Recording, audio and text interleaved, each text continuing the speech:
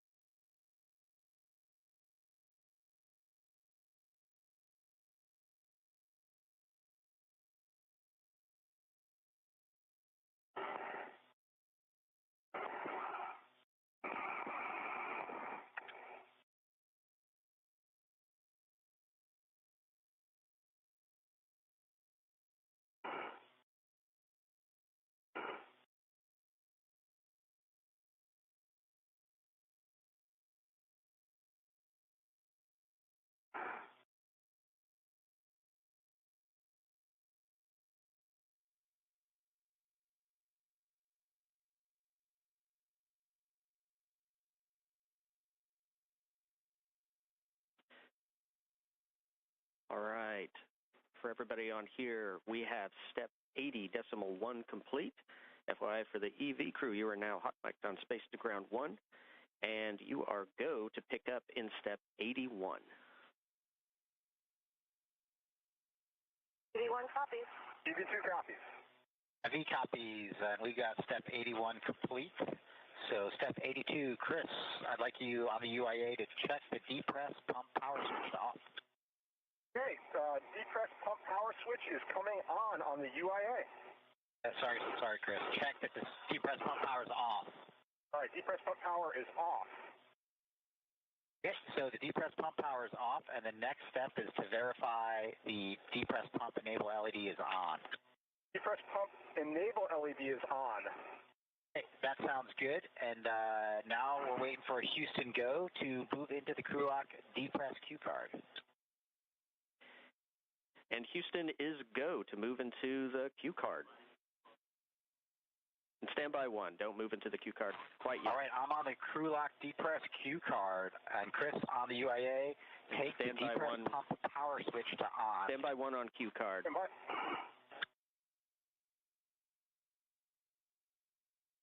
IV copy, standing by.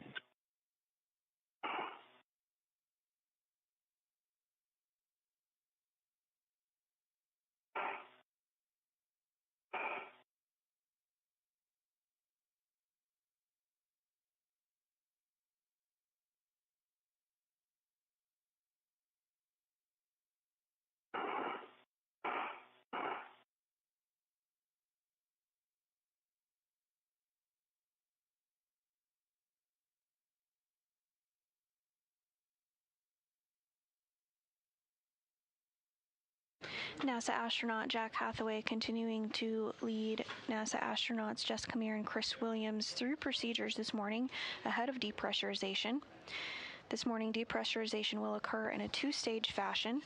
First, the crew lock will be taken down to 5 pounds per square inch of pressure, at which point depressurization will be paused to perform a systems check, and then depressurization will resume to get the crew lock all the way down to vacuum.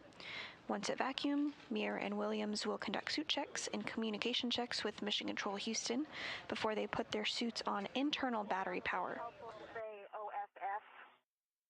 We're saying off just to differentiate in the, it's, a little bit harder to hear. Will do. I can definitely do that. Thank you.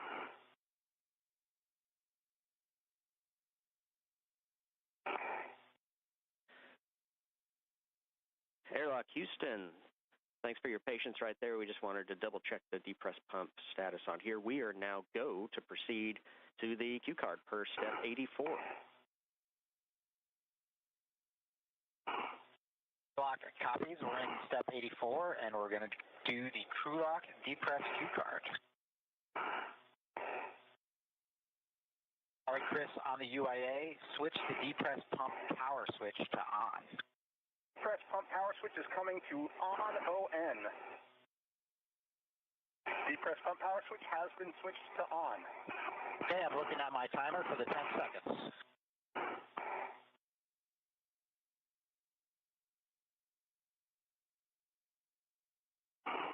Chris, now you can take the depress pump manual isolation valve to open and expect an alert tone. Copy. Depress pump man ISO valve coming to open. It is open. Expect alert tone. EV1 and EV2 monitor your SUP gauge to make sure it stays below 5.5. V1 copies. EV2.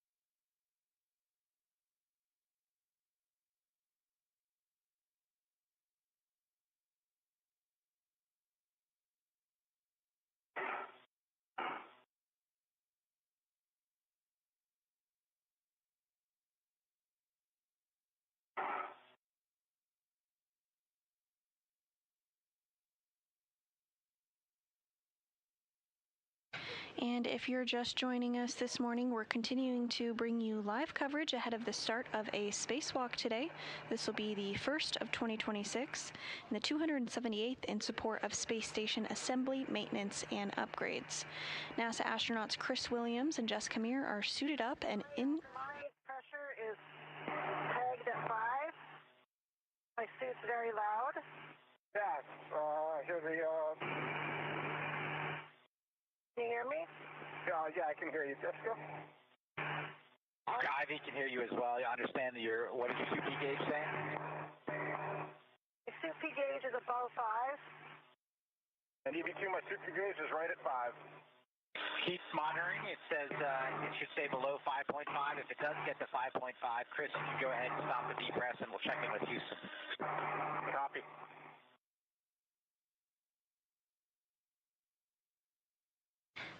Again, NASA astronauts Chris Williams and Jessica Meir are inside the crew lock portion of the International Space Station that is currently undergoing depressurization, now at about 10.4 pounds per square inch. The crew lock will be taken down to 5 pounds per square inch of pressure. Steady at 5. Say again? Holding steady at 5. Copy, holding steady at 5. I'm also holding steady at 5 on my super gauge. We copy.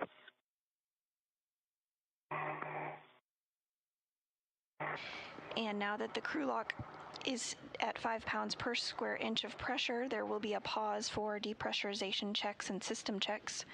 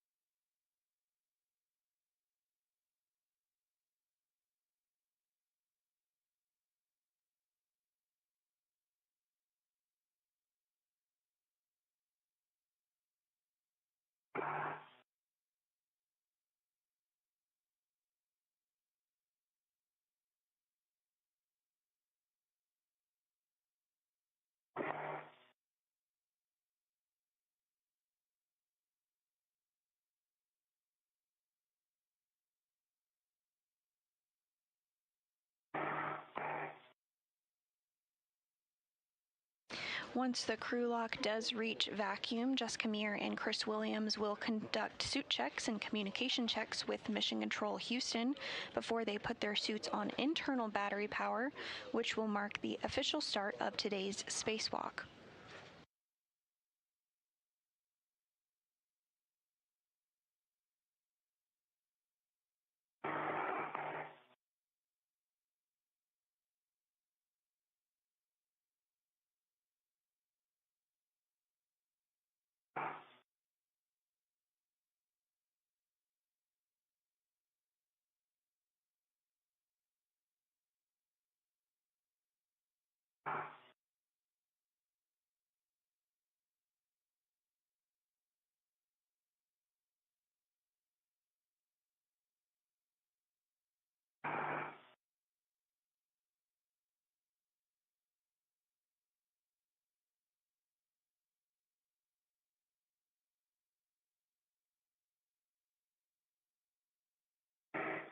All right, as we approach 6 PSI, you guys can expect an alert tone. TV1 copies. TV2 copies.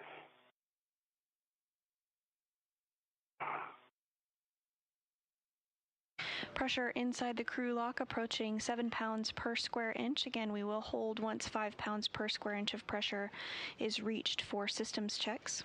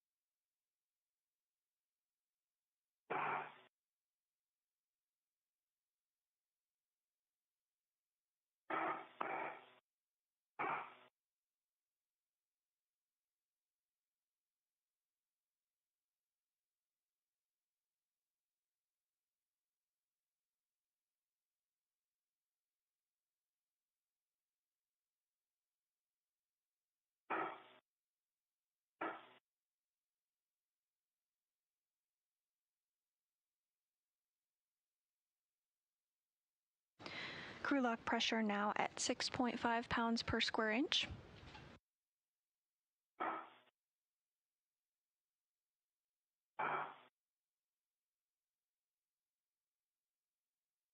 As you can see on your screen, NASA astronaut Jack Hathaway and European Space Agency astronaut Sophie Adeno continue to follow along, assisting Meir and Williams getting suited up and ready to go for today's spacewalk.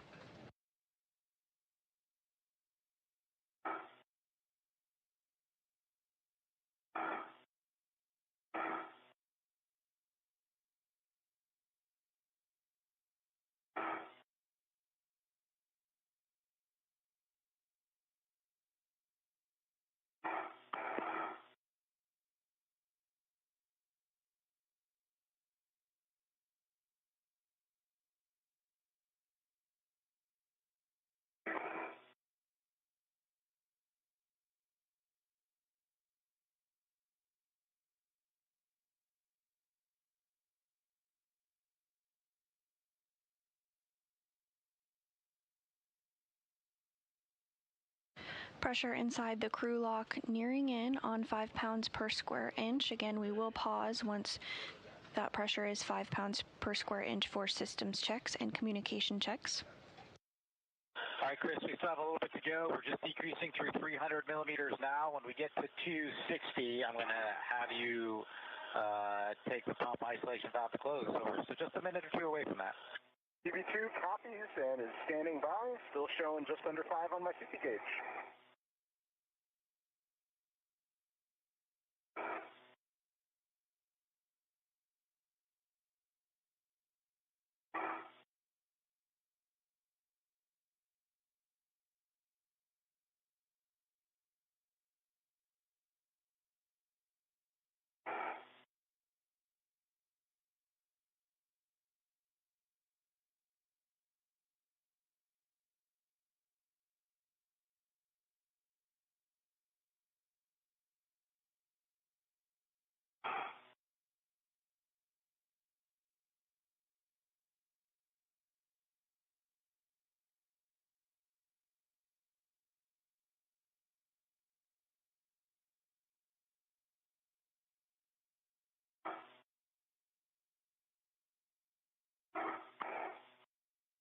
All right, Chris, take the depressed pump manual isolation valve to close. You'll expect an alert tone. EV2, depressed pump man ISO valve is now closed.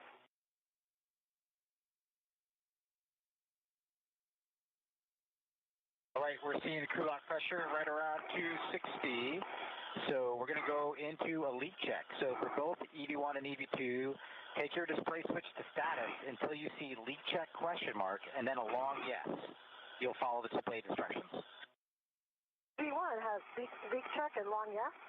EV2, leak check and long yes.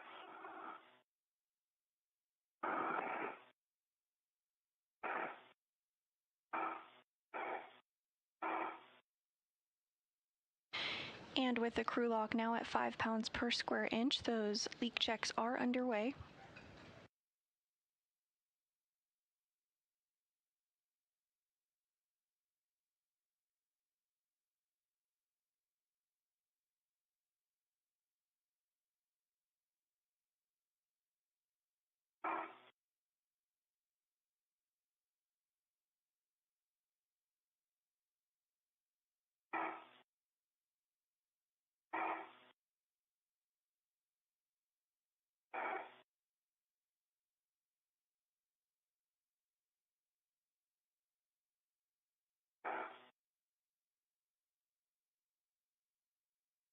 EV1, leak check complete. Suit pressure 4.8, set oxygen actuator to EVA.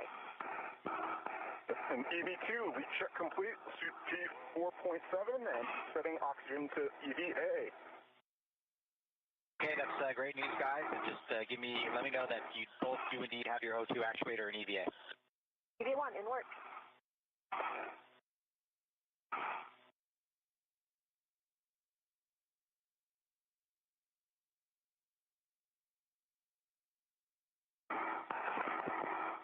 And we did hear confirmation of 2 good suit leak checks.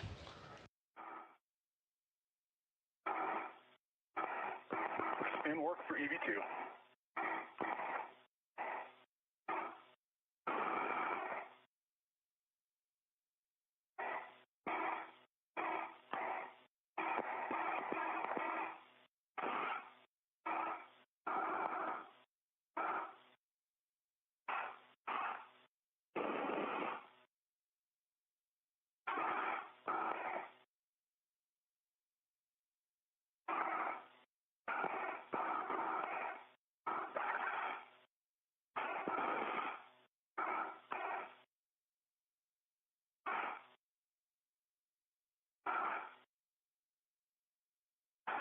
And EV2 is in EVA. Copy, EV2 is in EVA. In work for EV1. IV copy.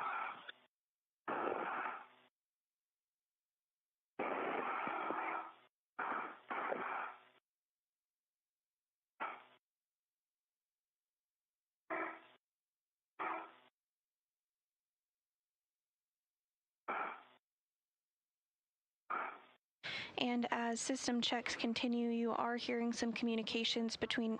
Option actuator fault.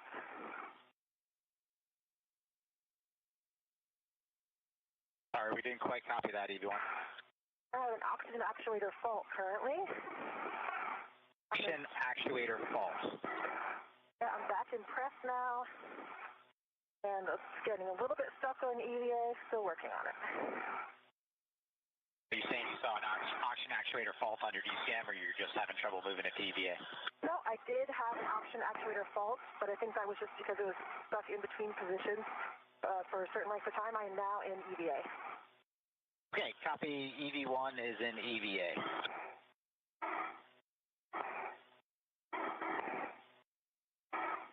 From IV, we just want to double check with you before we move on that you guys are happy with that configuration.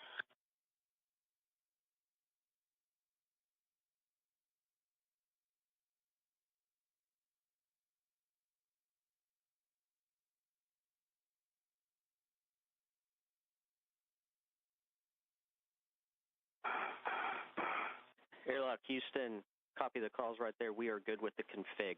Go to proceed. Airlock copies.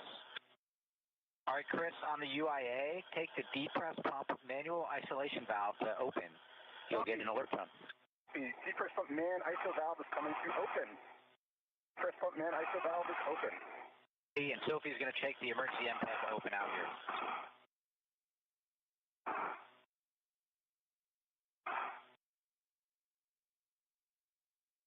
And with confirmation of good leak checks and systems checks. Monitor your 2P gauge. Make sure it stays less than 5.5. EV1 copies. EV2 copies. We'll go. Depressurization is continuing. Once we get down to 0 pounds per square inch, we'll be considered at vacuum. We'll get the go to open up the hatch. But just prior to that, suits will be turned on to internal battery power, which will mark the official start of today's spacewalk. Pressure inside the crew lock now 4.5 pounds per square inch.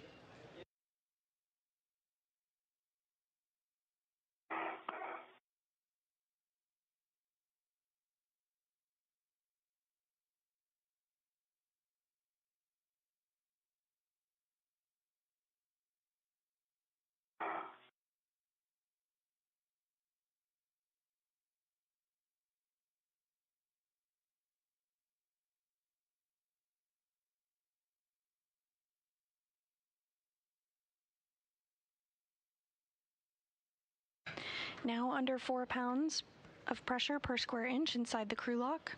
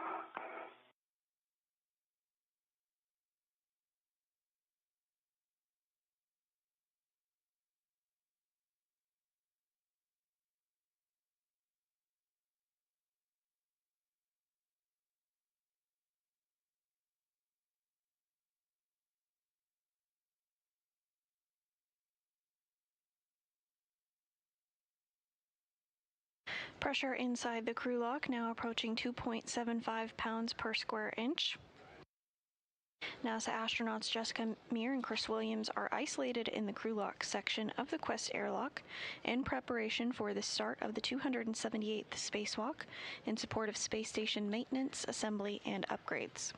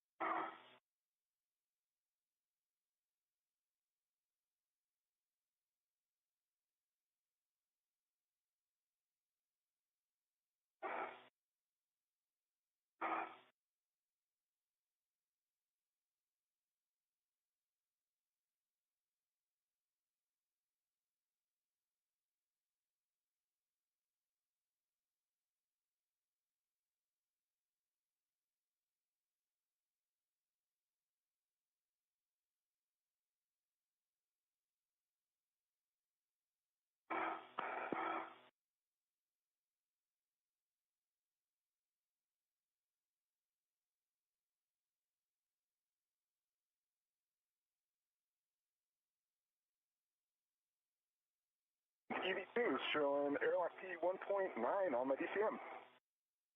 EV2 from airlock, we're seeing about 2 PSI out here, so you can take the depress pump manual isolation valve to close. EV2, depress pump man ISO valve is closed. Copy that, and on the UIA, switch the depress pump power to off. All right, on the UIA, depress pump power is coming to off OFF. Copy OFF. And it's been great seeing you guys up out there. Good luck out there. Take care of business, and we will pass you over to ground IV in Houston. Thank you, Jack. Thank you, Sophie. Hello, Houston. Hey, Jessica, Chris. Great to hear your voice. Jack, Sophie, nice work. Thanks a lot. We are ready for your initial tether config when you're ready. All right, TC, it's great to hear your voice as well. I will give you our setup. I will start with my right gearing extender. I see my red hook is on my right gearing extender, gate closed and sliders locked. My waist tether is also gate closed, slider locked on that same right gearing extender. A large hook of my waist tether is just on my mini workstation, as is my anchor hook. And I'm looking at my green reel.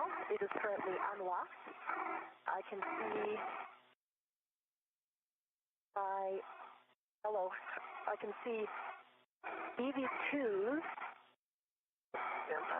Okay. I can see my yellow hook is on the green reel. That's gate closed and sliders locked. You can see my red reel is unlocked. It has the green hook on it, which is unlocked. It also has Chris's anchor hook, which is locked. And that's also on my red reel, as mentioned. I can see the extra waist tether that we have on the airlock gearing extender. Gate closed, sliders locked. The big end is just freely floating. And then I see Chris's waist tether.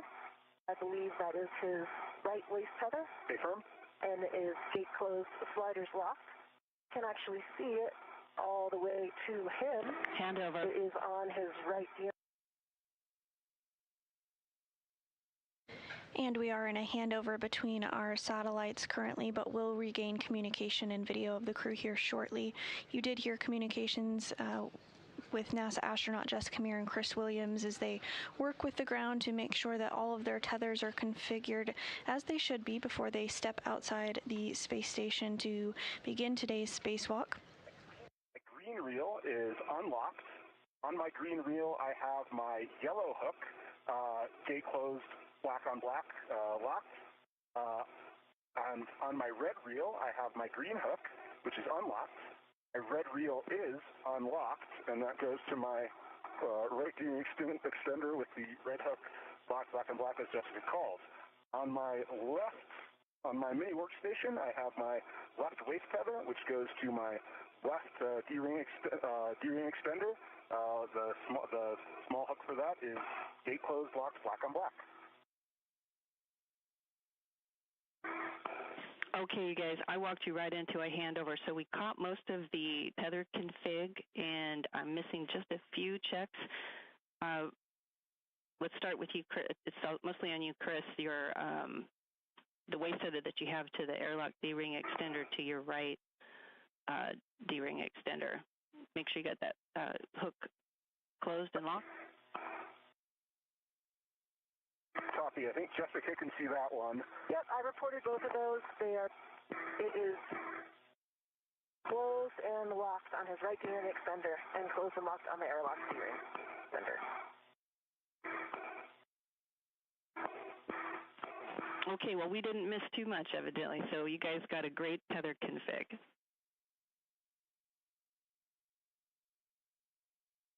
DD1 copies. DD2 copies. And now closing in on 1 pound per square inch of pressure inside the crew lock. On the press cue card, when crew lock BPDT is about 0, you can expect a learn tone. I don't know if you got one yet. Negative. No alert tone. Yep, DD2 negative. I haven't received any of the expected alert tones.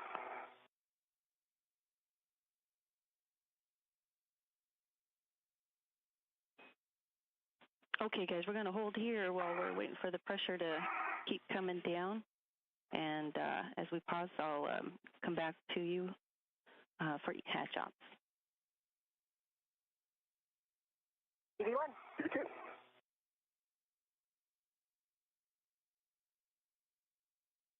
And as we await pressure to reach 0 pounds per square inch or vacuum, you are hearing communications where the crew is mentioning EV1 and EV2. EV1 this morning is NASA astronaut Jessica Meir. She'll be wearing the spacesuit with the red stripes. EV2 is NASA astronaut Chris Williams, and you'll be able to identify him because he will be in the unmarked spacesuit once we get views of them after they egress the hatch. For Meir, this is the 4th spacewalk of her career, and for Williams, this will be the very first of his career.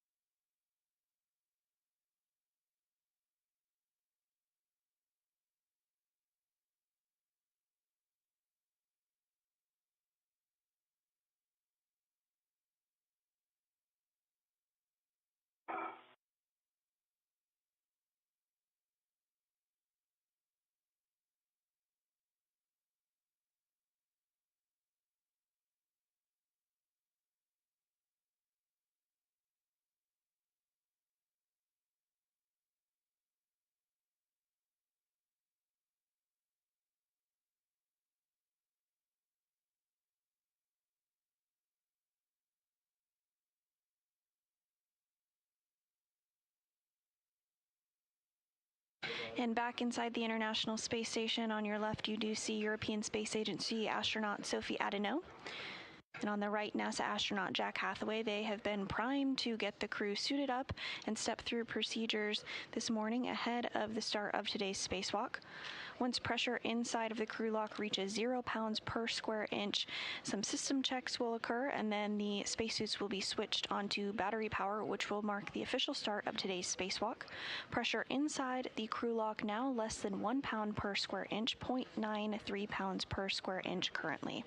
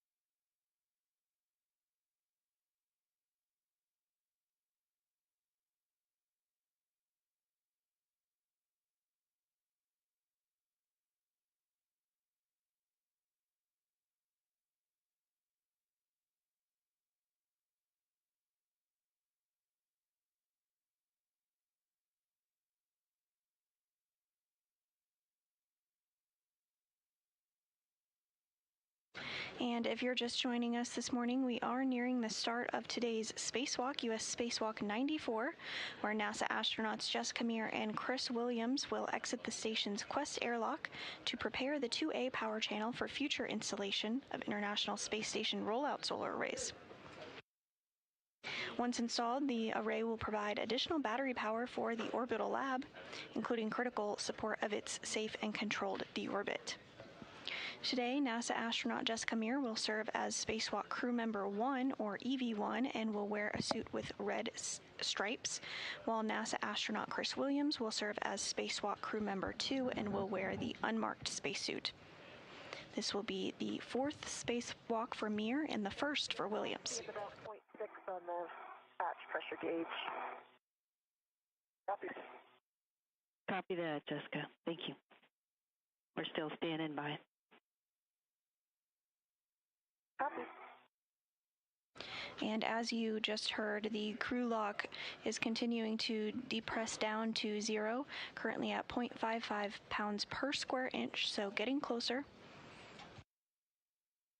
Once at vacuum, the crew will get the go to switch their spacesuits to battery power, which will mark the start of today's spacewalk.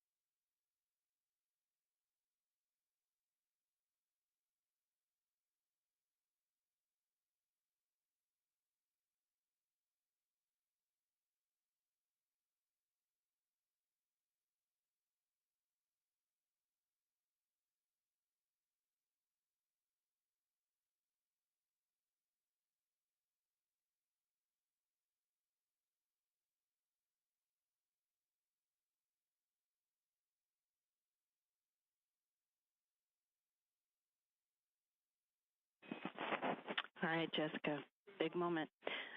Your suit data is nominal, both of you, and we are showing 0.5 PSI on the hatch. You verified for us 0.6 on the hatch gauge.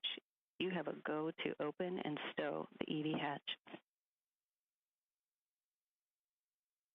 Okay, copy. Go to open and stow the hatch.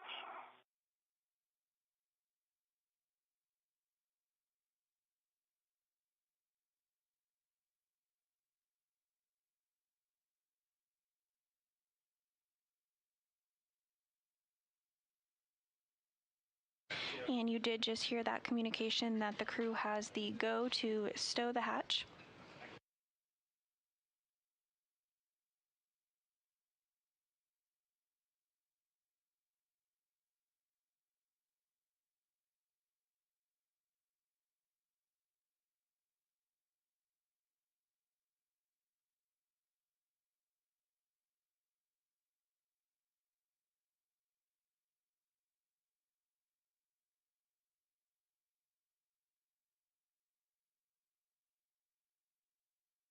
Nicely done, Jessica.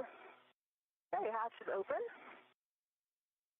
And we're in the hatch seat. Well done. Well done. I can see the light. Excellent.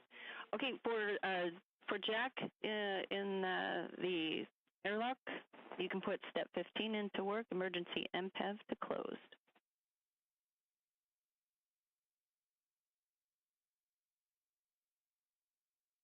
Inward.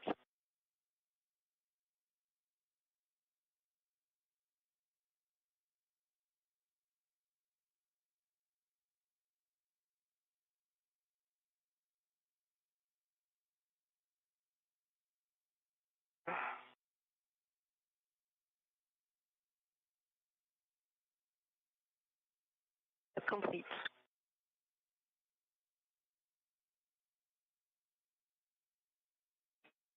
Thank you, Sophie. All right, guys, that puts us in the post-depress portion of the cue card. Now, before I have you switch those, I want to have you, Jessica, we heard you mention your alert tones that you weren't getting them, and so after this step, if you could for us, verify that you get the warning tone. Okay, copy. So with that, on your DCM, switch power to BAT, stagger your switch those, and expect the warning tone. Okay, copy. EV1 is going power to BAT. Power to BAT, and I do have my power restart message, the tone. EV2 is switching power to BAT.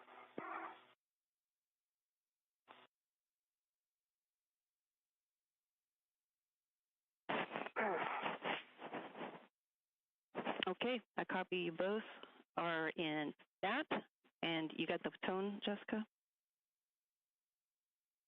Apron. Awesome. Okay. And EV2 also has a 2P high that I just proed. Same expected 2P high message. Those are expected. You can pro, and in fact, that's the next step to switch your display to pro to verify a functional display. EV1 functional. EV2 functional. Excellent. Okay, Chris, for you on the UIA, you can switch power EV1 to 2 switches to off. Copy, in work, power EV1 and EV2 coming to off. EV1 off, EV2 off. And check power EV1 to LEDs, 4 of them are off. All 4 LEDs, EV1 and EV2 power are off. All right, switching to your DCMs, you can now disconnect your SCU from your DCMs, install the DCM cover, and stow your SCU in the pouch. EV1 copies in work. EV2 copies in work.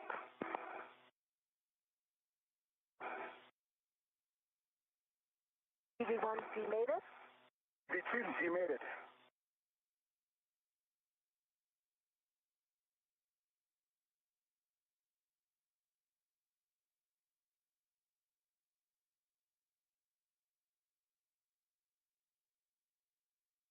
And with suits now on internal battery power, the next major milestone that we are looking ahead towards is seeing the hatch open.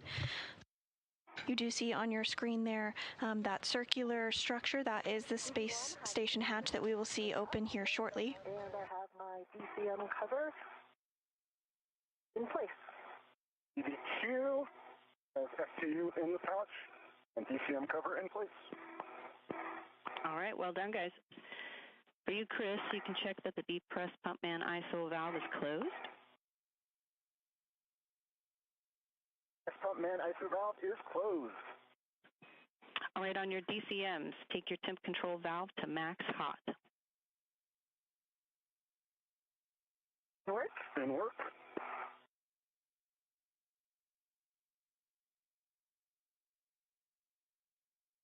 EV1 max hot. EV2 max hot. Switch water on. EV1 water on. EV2 water on. All right, check DCM blank, bite off. EV1 DCM blank, bite off. EV2 DCM blank, bite off. Okay, you can set your temp control valve as desired and report your setting to me. EV1 copies. EV2 copies in work.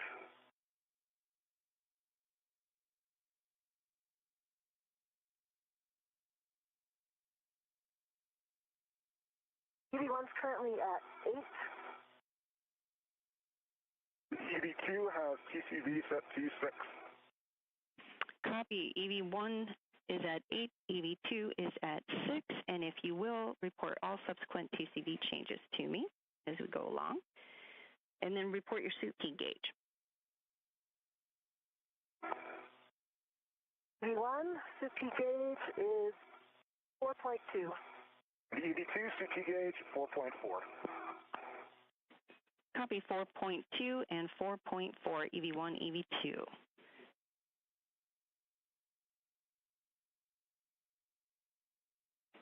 All right, you guys, we are just about there. You're right smack in the middle of a day pass. Your visor set as required. Step 14 is not required. We will need from our suit IVs, step 15. Never mind, suit IVs. We're going to do that from the ground. And TC, I've actually brought my TCB down to a setting of 6 right now. I'm going to leave it there. Copy that. 6 for EV1.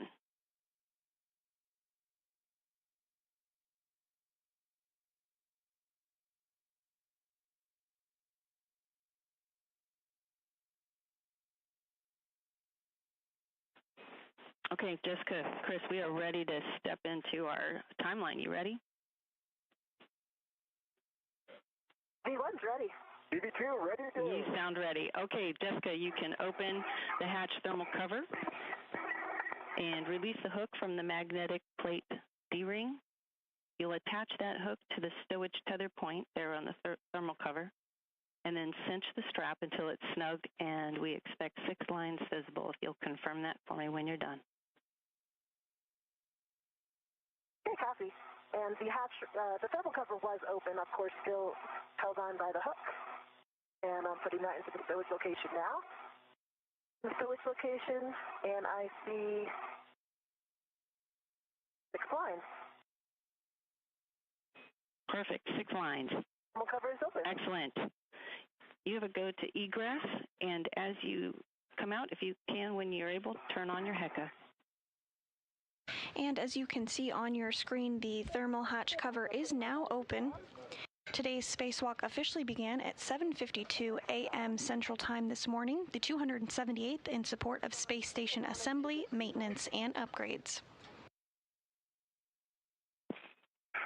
Copy. And when you come out, you are taking your anchor to airlock handrail 0554. EV1 copies. I have that in sight. Just jamming. Okay, check for me. Gate closed, hook lock. Okay. No, I don't have it on yet. It didn't work. And first out of the hatch today is NASA astronaut Jessica Meir, completing the 4th spacewalk of her career. You'll be able to identify her throughout today because she's wearing the spacesuit with the red stripes, as you can see on your screen. Okay, I have my anchor hook on the port D-ring of 554, gate closed and slider locked. Copy. You can work on EV2 anchor, and that will be to the aft airlock external D-ring. In work.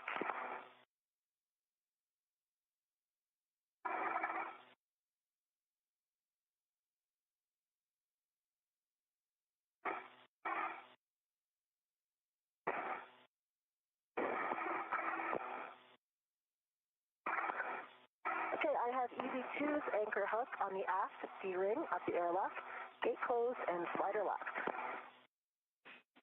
Well done. You can reposition yourself, Jessica, to the forward side of the crew lock and get ready for the strut bag handoff. And when you're ready, you can give Chris the go to release his waist tether from the airlock D-ring extender. Okay, I am moving to the forward side of the airlock. Set a waist tether down. Chris, you have a go to remove your waist tether anytime you like. Copy that. My waist tether is removed from the airlock D-ring extender. Okay, Chris, you can start passing out the strut bag when Jessica's ready. I'm going to let you two coordinate that. If you need any reminders, let me know. And before we get to the next bag, I'll be checking with you, Jessica, to make sure we have the bag in the expected orientation. EV1 copies. EV2 copies. I'm ready to pass it when you are, Jessica. Okay, stand by. I'm going to get my RET out. Copy all. And next up, NASA astronaut Chris Williams, still inside the hatch, is going to pass the strut bag to Meir. The strut bag is about 8 feet long and weighs over 300 pounds and contains the mid struts and the left lower strut that will be assembled and installed during today's spacewalk.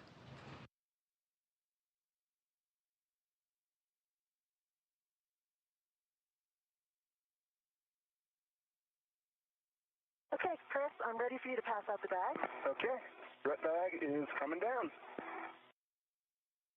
Okay, and if you can pause right there. Holding. A little bit further, actually. Copy, I see your ret. Okay, I've got my BRT ret on it. Okay. I hear you have your ret on it. I am going to take the airlock ret and remove it from strut bag. Copy. Airlock ret is removed from the strut bag.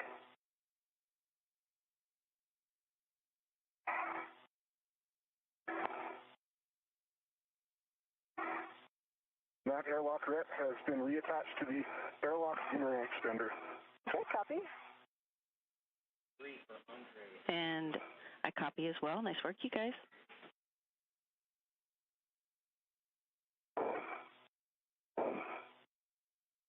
Chris, it's going to take me a few minutes to get this situated. Yep, copy all. Need to untangle a ret from my wire ties on my BRT, so I will be there in 1 second. All right, you guys take your time.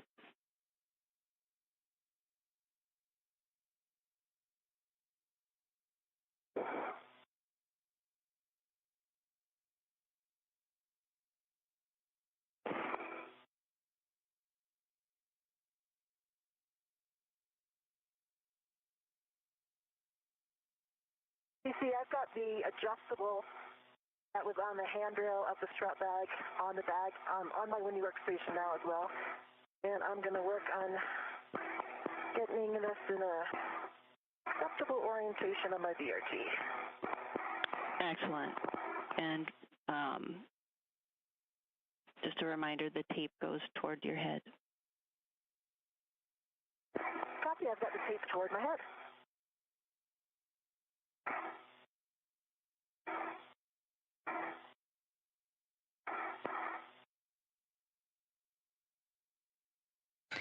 And if you're just joining us this morning, we now are over 11 minutes into the first spacewalk of 2026, the 278th in support of space station assembly, maintenance, and upgrades.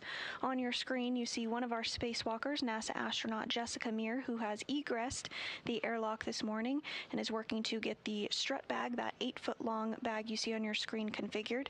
Still inside the airlock, but soon to exit, is NASA astronaut Chris Williams. This is Meir's fourth spacewalk and the first for Williams. The duo will work together today to prepare the 2A power channel for future installation of International Space Station rollout solar arrays. Once installed, these arrays will provide additional power for the orbiting lab. Okay. Chris, I'm on the forward side, and I've got the strut bag. Copy. I think how I like it for now. Copy. And I see the cable bag coming out. Okay. Okay, stand by right there. Copy. It's a good location for me to take the red off, too.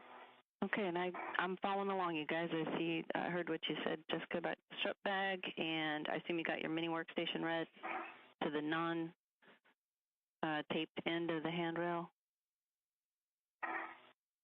Negative, I decided to use my BRT ret there, so my BRT ret on the non-taped side, Yeah. I have my BRT on the handrail, and I have the adjustable on the taped side. That's right. You did say BRT. I got it written down. Okay, we got all your checks, and I see you passing out the cable bag. And do you need any words on this? You guys got the choreography? Got a ret on the cable. I think we got it. All right, you got a red on it? Chris, I have a ret on it. Okay, I am just grabbing it for a second to take this airlock ret off. Okay, and I did use the bag ret? Yes, the bag ret that we talked about. It's released from the airlock, and its ret is back on the airlock gearing extender. Oh, copy. And from this view of NASA astronaut Jessica Meir's helmet cam, we're getting a nice peek inside of the airlock where NASA astronaut Chris Williams is still, but soon will be exiting. They just worked to pass over the tether bag where all of the tethers and cables are located that will be utilized during today's space station spacewalk. Heard all of the rec calls.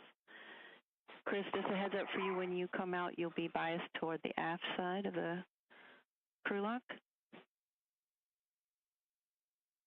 Copy that. Aft on egress.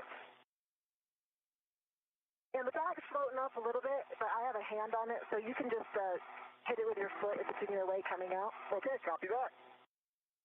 I am ready to egress if you guys are ready for it. We are totally ready for it. Okay, I've got my visor down and I've got my PECA on. I see you coming out. Thanks, Chris.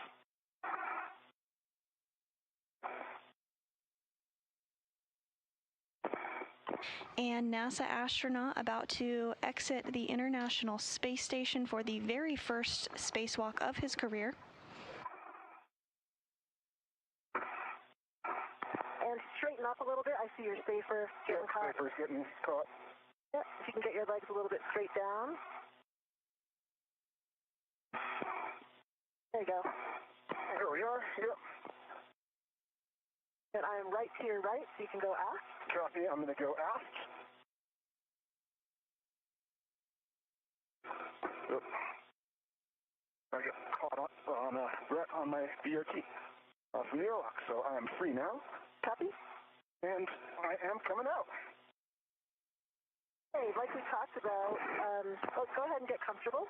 Copy that, yep. I'm just going to get further down. Awesome. Base tether on the airlock.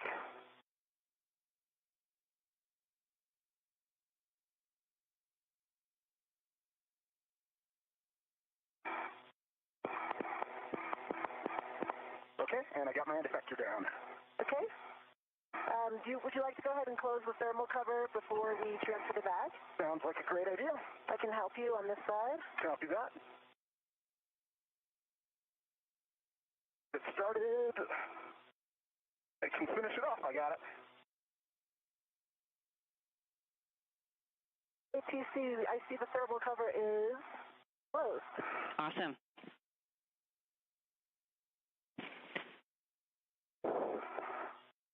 Okay, I'm coming over towards you a little bit to receive the cable bag.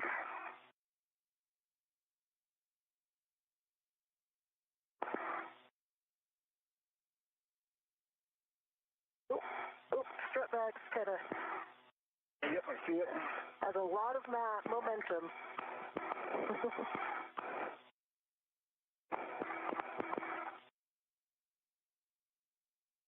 Lock that out.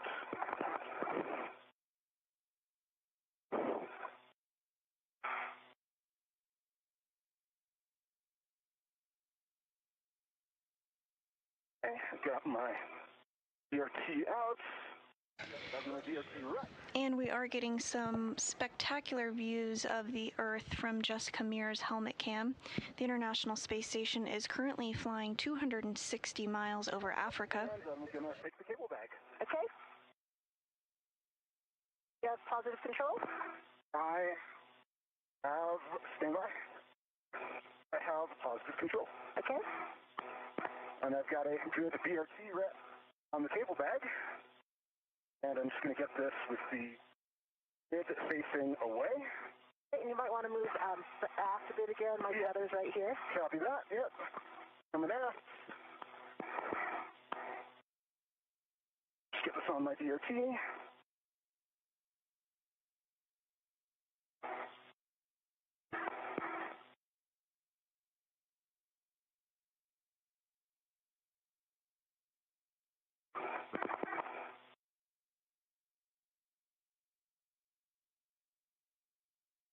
Okay, cable bag is on my BRT.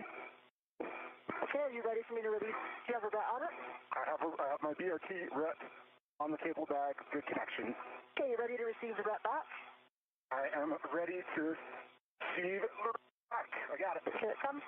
Yep. Just let it go. Yep. Okay. Feather it back to the bag. All right, guys. Nicely done. Nicely done. And I see that you got the lid oriented away from your body, all the proper checks. When you guys are ready, you can perform your buddy checks.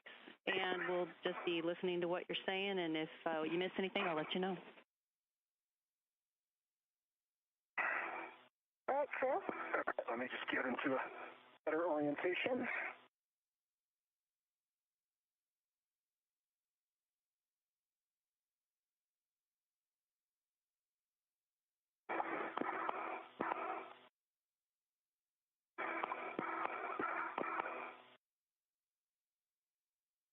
Hey, can you just bring your head down a little bit? Yep, working on it. Okay, I see a green light on your HECA. Copy. Lights are not on yet, neither are mine. Copy. I see 3, 1, 2, can you roll? Okay, I got it, actually, 1, 2, 3 tabs up. Copy. And actually, your left safer handle is up. Copy, left handle is up. Working on it.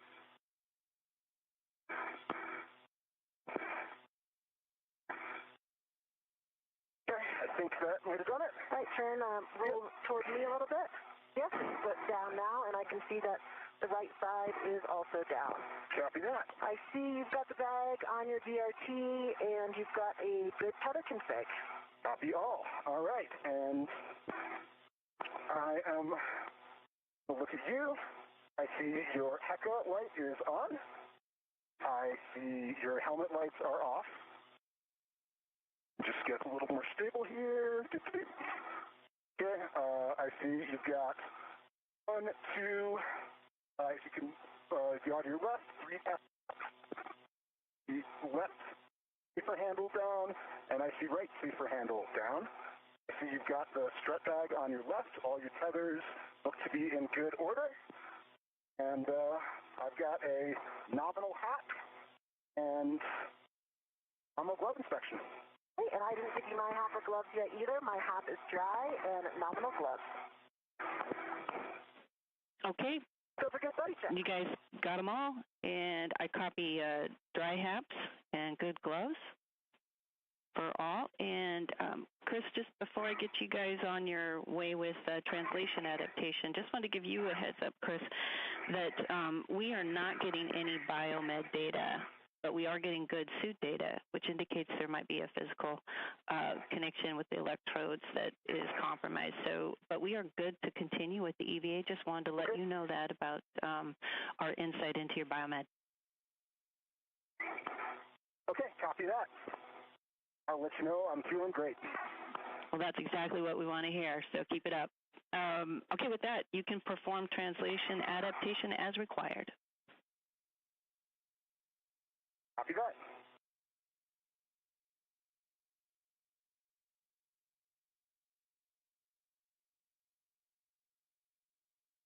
NASA astronauts Jessica Meir and Chris Williams did just complete what is called buddy checks, where they essentially take a look at each other's spacesuits, tethers, and tools, ensuring everything is configured and looking as expected. This will occur throughout today's spacewalk. You also heard a HAP, or helmet absorption pad check. This is a safety device developed by NASA to address the possible risk of water inside the helmets. Both reported dry HAPs, which is what is expected at this time. So now Meir and Williams will begin to translate or move over to their first work site of today's spacewalk. We're now 22 minutes into the first spacewalk outside the International Space Station of 2026.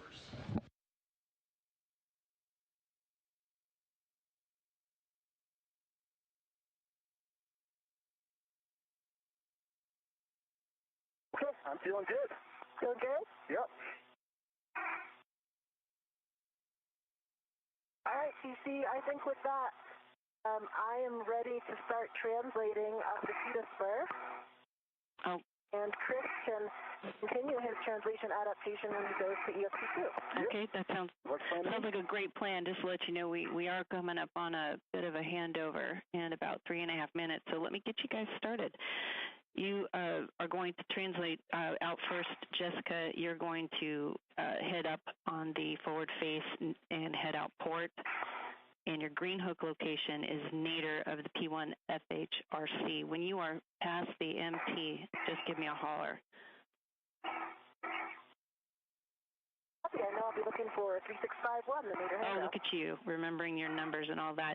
For you, Chris, you're going to translate to ESP2 with 3. I think you know where that is. You'll be following Jessica. And I have a number of cautions, three cautions to read that will apply once you start on the forward face. So let me get those out while you guys are translating. The first is to avoid contact with the deployed tusk cables on the nadir and zenith feeder rails. Those will be the big white tape things you see going along the face of the truss. Avoid contact with radiators and flex hoses. This is more for when you are actually on P4. And then do not translate on the 2 alpha PVR base handrail. Again, that's when you're at P4. And Chris, I'll try to give you another reminder when you're close to that area. 81 copies. 82 copies roll. All right. And with that, happy translating, and we are about 2 minutes from a handover. 81 copies. 82 copies.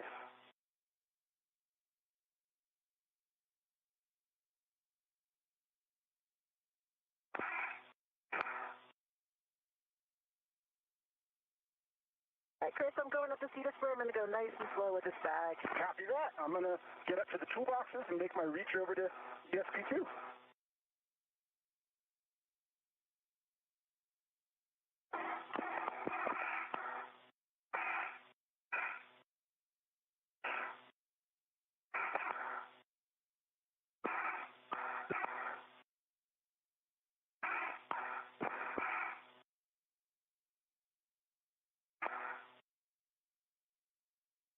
And both Williams and Meir now working on translating or moving to their next area of the International Space Station.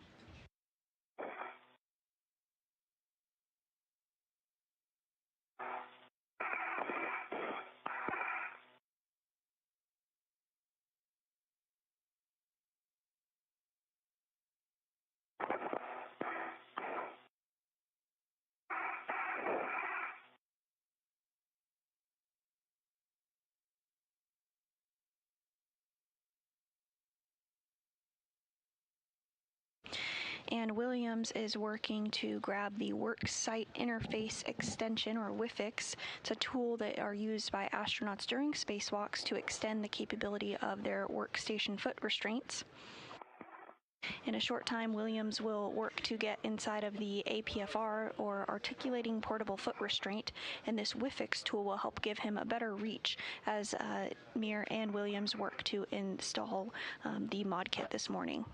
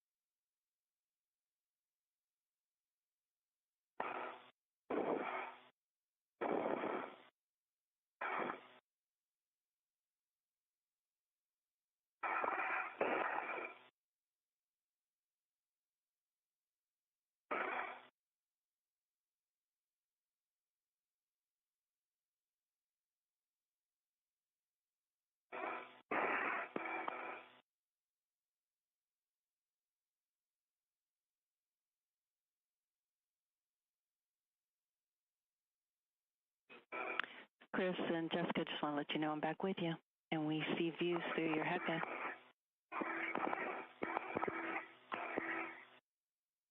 One copies. 82 copies.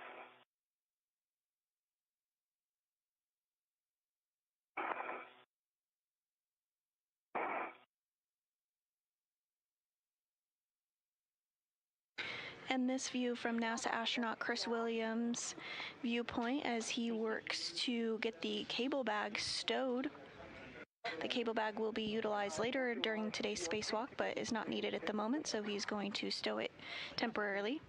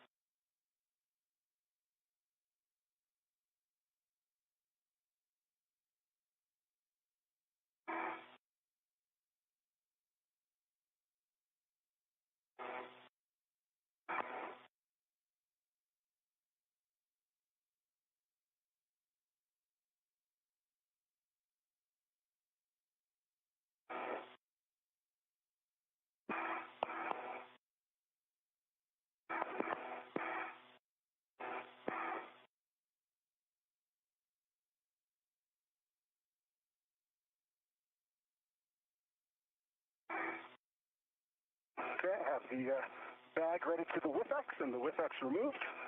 Working on bundling. All right, Chris, way to go. When you're ready, you can start translating to your green hook location, following Jessica.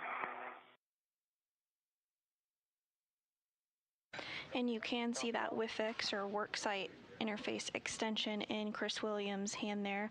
It's going to bundle it to the cable bag to make it a little easier to bring over to the worksite. As a reminder, today the first procedures that the crew members will be working on are to finish out the mod kit build for the 2A power channel. A portion of this modification kit is already built and installed outside the International Space Station and was completed on May 1st, 2025 by NASA astronauts Anne McClain and Nicole Ayers.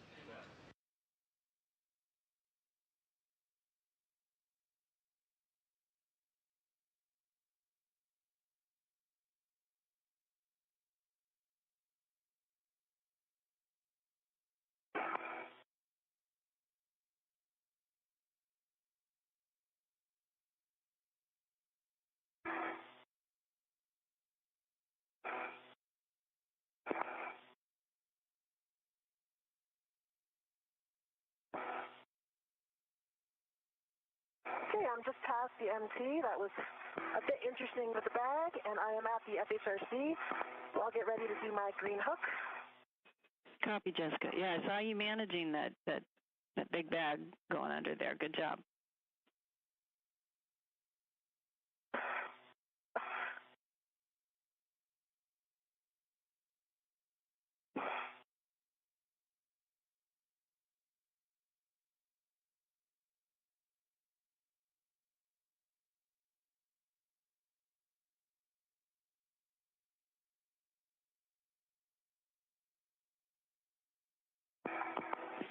Hey, Chris, I see what you're doing. That's great. A great fix. Yep.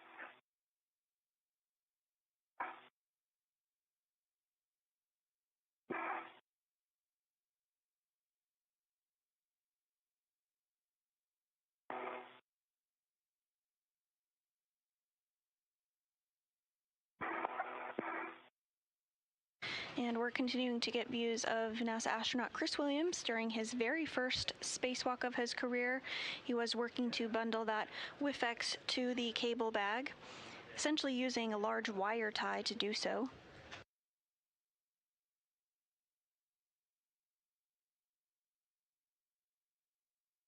Okay, I've got my green hook on handrail 3651.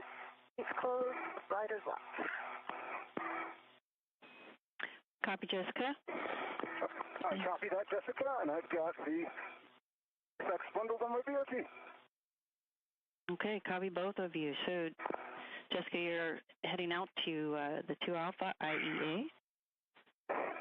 Outboard to the Sarge. Prior to crossing that, verify for me your gauntlets are in place.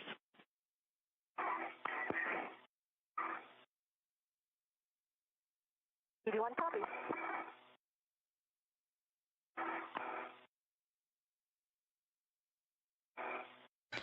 And as you just heard, NASA astronaut Jessica Meir is continuing to translate over to the 2A power truss. Okay, EV2 is picking up my waste tether and beginning to translate back towards feeder spur. Copy, Chris.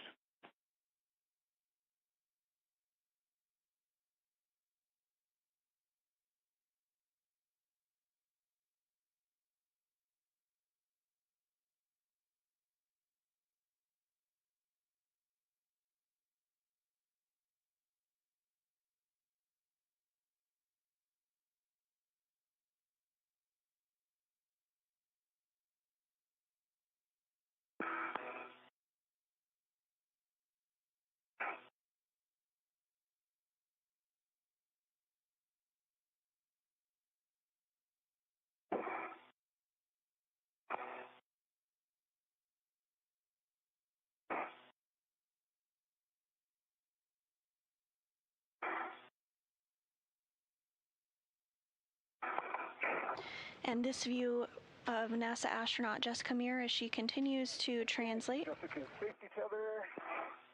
She does have the strut bag attached to her, and inside the strut bag are the mid struts and the left lower strut that will be assembled and installed today. The strut bag is about 8 feet long and weighs over 300 pounds. Of course, in microgravity, it does not necessarily have weight, but it still has that mass associated with it.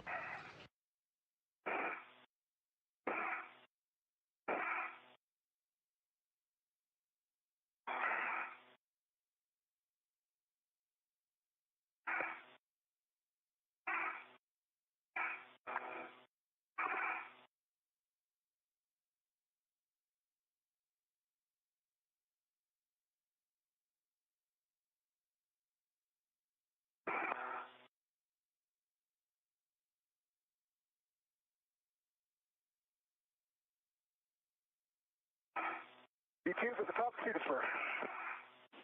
Welcome to the forward phase.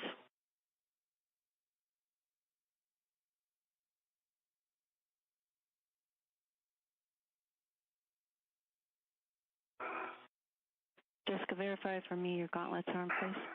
Okay, my gauntlets are down. Okay. And then... Affirm, gauntlets are in place. All right, and you remember you're going nadir at Sarge to the keel side of the IEA. Yep, copy. Copy, nadir.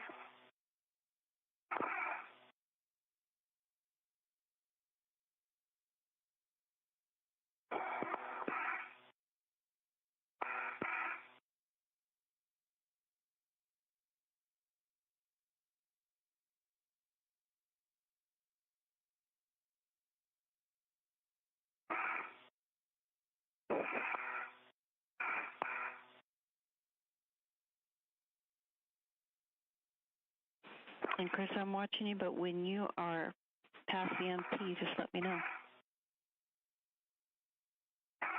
And we did just have a great view of NASA astronaut Jessica Meir as she continues her translation to the 2A truss of the International Space Station. And I'm on the bottom of the IEA. Copy that, Jessica. Those are the tuss reels, that white tape-looking thing there, Chris, under the handrail. Yep, Just pointing it out because I see it. We don't see. Yep, and I will avoid contact. Yeah. Just trying to... Of course you are. Yeah. Just pointing it out. Yep, affirm. I'm just... Yeah, absolutely. I'm just trying to avoid Jessica's safety tether here. I'm just to be on the... caught up on the rear part, and I'm just putting it inside of it. Hey, I'm at the strut bag location, so I'm going to start working on that. Copy, Jessica. Let me know if you want me to call out any handrails for you. And I did put a poor man fairly at the end. It did actually come off. So we can see to get the strut back on if I need to put that fairly back in or not. Okay. When you head back inboard, we'll address that.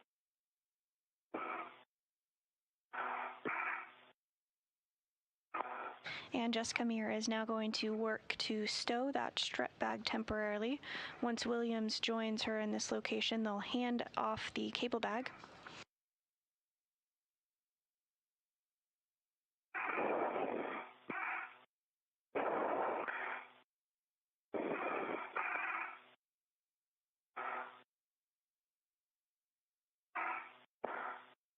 Okay, EV2 is coming under the MT. Copy, Chris. Nice work.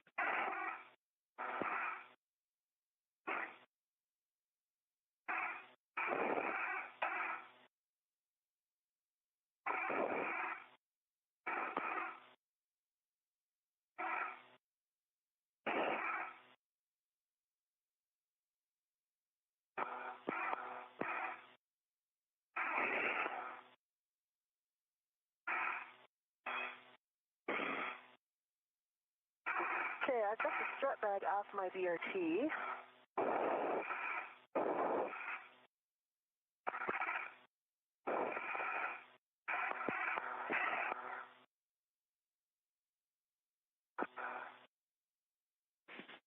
And Jessica, that large, small adjustable that's at the corner of your strap bag. It goes to 5136. Yep. Okay, copy. That is in work.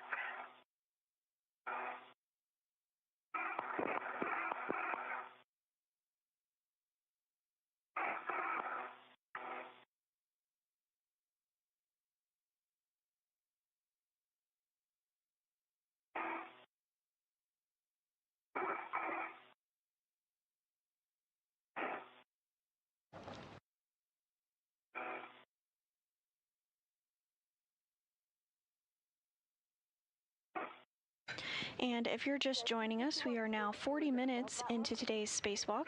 That is one of the... Or is it the one that's right in front? 5142 is one of the handrails we have. I see 5136. Yeah, 5136 is where we expect that ret to go. Okay, copy. Okay, and Chris, we... Got the large, small, and 51. Chris, we see you outboard of the CETA cart. That was great translation you did there. We have a green hook location for you on base 6 there. When you get to the FHRC, that's your landmark. I'm just by the... There you go. And you're looking... Yep, I'm just at the FHRC. All right, you're looking for the short handrail that is parallel to the truss. It's number 3652, 3652. All right. I see it, and I'm at it, 3652. TC, the next one is the other side of this outboard bag going to the handrail above me. Above, yeah, which handrail is it going to?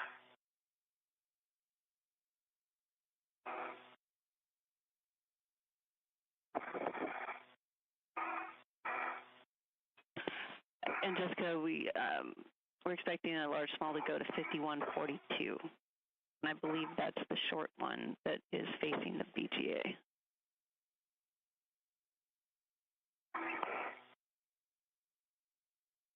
Okay, copy. Getting some lights on. If I got my lights on. Sorry that snuck up on us. Working my green hook. And y'all can keep your lights on through the whole EVA if you don't want to have to manage that. Yep, copy. These are a large small on 5142, but I see a small here. Actually, it's an integral. So I have the large small on 5136, and then there's a small on the edge on this integral to the bag. Is that the one that you mean for 5142? Small on 5142. You got it, Jessica.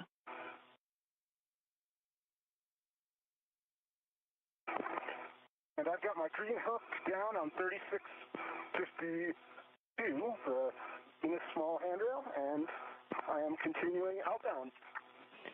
Copy, Chris. And as you head outboard to the Sarge, before you cross, check that your gauntlets are in place.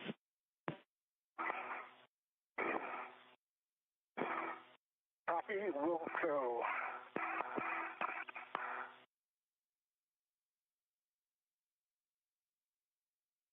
Okay, TC, I've got those two down. I'm going to go down to the inboard end. Copy, Jessica, and while you're headed there, just verify for me that the handrail is towards the center of the IEA. Affirm. It will be when it's packed down. Okay, copy. And we're about a minute and a half from a handover. Okay, copy. Copy.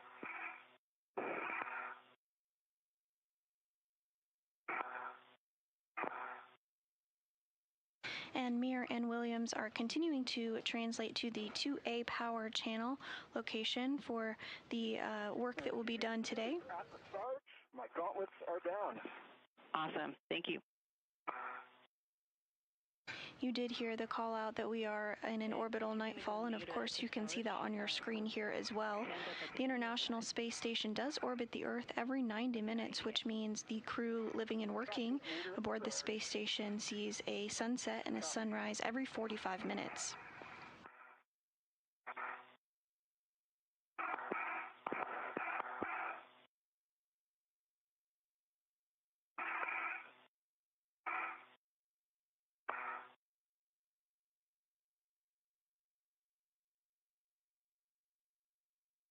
Okay, I see your safety cover in front of me, Jessica. Okay. I don't want to get up on the sky. Might take it with me and format it at the corner by you? Okay. Okay.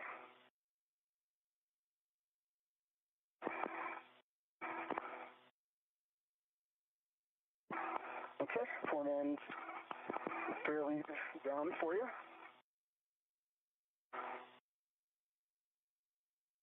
Once Williams and Meir do reach the 2A power channel, they will begin worksite setup. We are in a brief handover between our satellites, but we'll get views and communications back with the crew here shortly.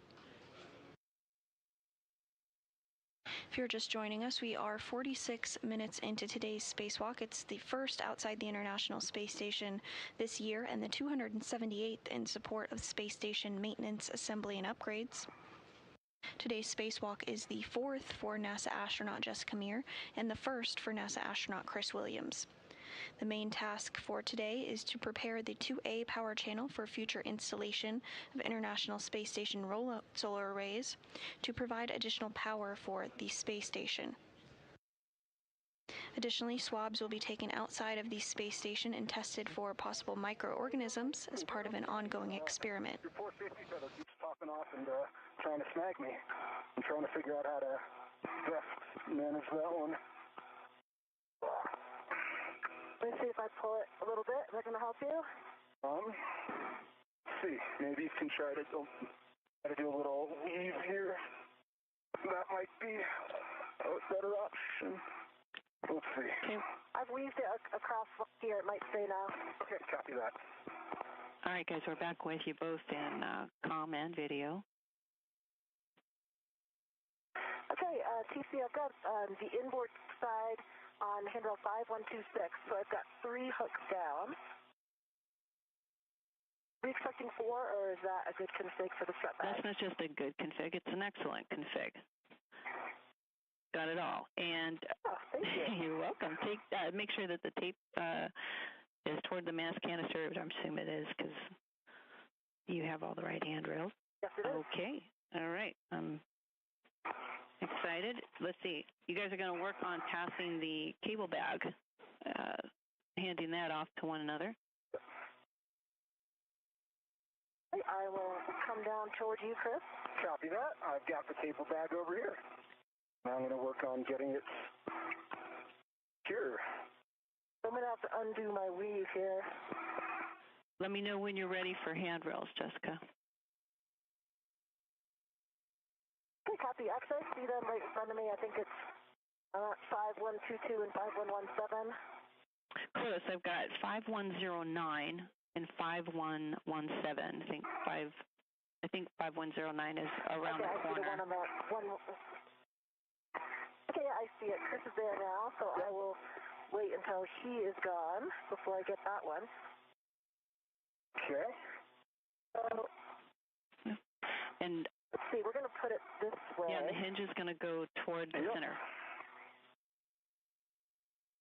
All right, let me take my DRT off. I'll keep my DRT ret on. My DRT is disconnected. Okay. I've got a hook down now, Chris. You have a hook down? I've got a hook on 5117. Okay, I'm going to take my DRT ret off of the cable bag. DRT ret is off.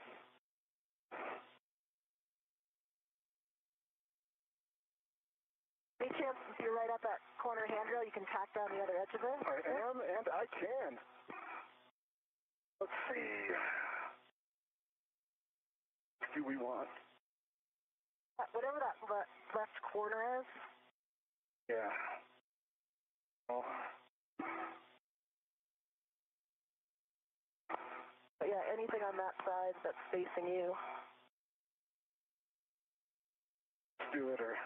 If you put it, well, if you can put it on the bottom one side, I think it would help you because it'll clobber the ORU left. You're right. Do that.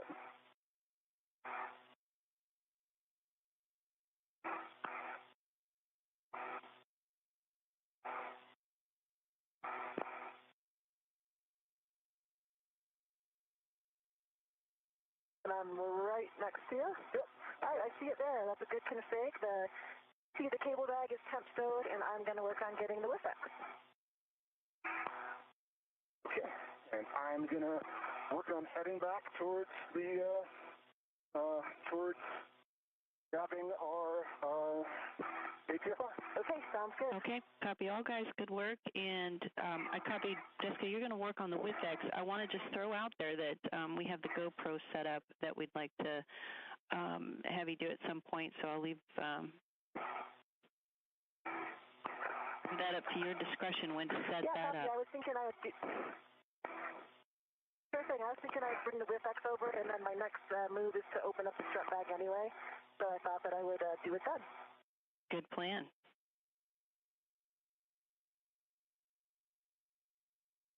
Very happy to have that strut bag off of me. I bet.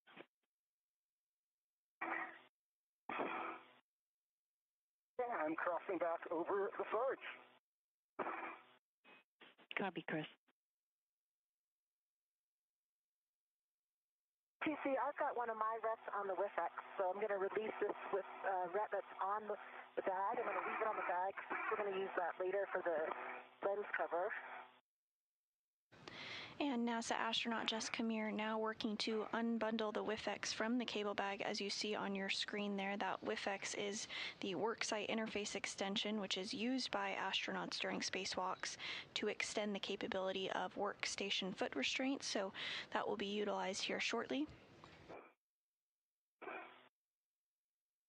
Once she has that unbundled, she is going to work to install it. Yeah, I've got the WIFX, and I'm going to translate over to its location. Copy, Jessica. And yeah, you're going on the outboard edge near the keel pin.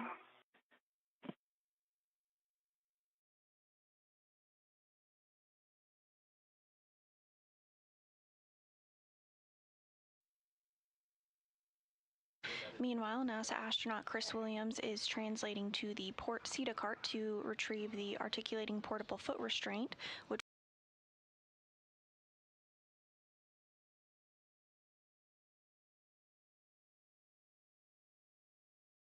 Spacewalk is to prepare the 2A power channel for future installation of International Space Station rollout solar arrays. And as part of this, Meir and Williams will work together to finish the installation of a mod kit that is partially installed following a spacewalk last year on May 1st, 2025 by NASA astronauts Anne McClain and Nicole Ayers. So it looks like we actually stowed the cable bag upside down. Oh, sorry. It needs to be flipped 180. TC, would you suggest I do that now or go handle the WIFX and we'll come get this after?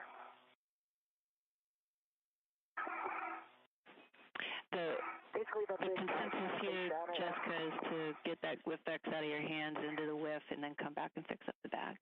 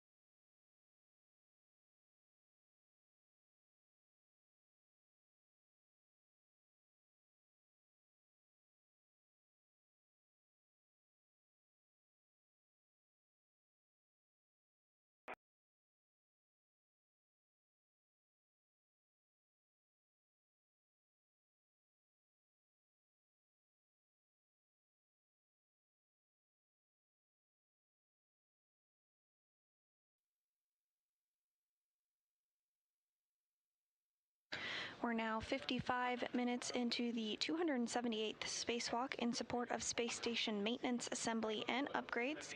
This is the fourth spacewalk for NASA astronaut Jessica Meir and the first for NASA astronaut Chris Williams, who are our spacewalkers today. The primary task for today's spacewalk is to prepare the 2A power channel for future installation of International Space Station rollout solar arrays. Once installed, the arrays will provide additional power for the orbiting lab. When you're ready for the clocking. I think I got it. The clocking's going to be 6, correct? That's correct. Okay.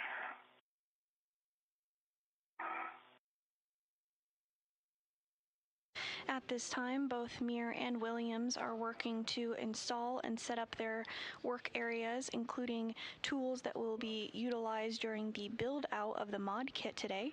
This mod kit is partially built and in a good configuration outside the International Space Station, ready for Williams and Meir to finish up the build and installation, following a spacewalk last year on May 1st to partially build part of the modification kit.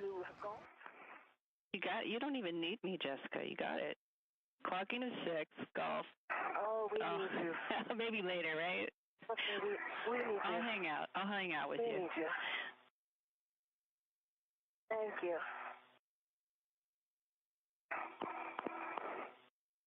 Okay, I see a of golf, and the 1 is already set. Don't need to change that. All right, we copy. Good config for the WIFX. You can start the work relocating the EV3 PGT and torque wrench from the strut bag to the WIFX handrail. Copy and work.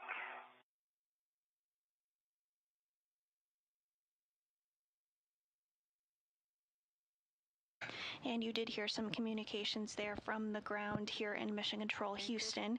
NASA astronaut Tracy Dyson is today's ground IV and will be communicating with NASA astronauts Jessica Meir and Chris Williams throughout today's spacewalk. You're like a pro already. Okay, you're going to translate once you, again, cross the Sarge. Before you get there, check your gauntlets are in place. Copy, we'll go. And Dyson is a spacewalking pro herself, having logged 4 spacewalks outside the International Space Station in her career.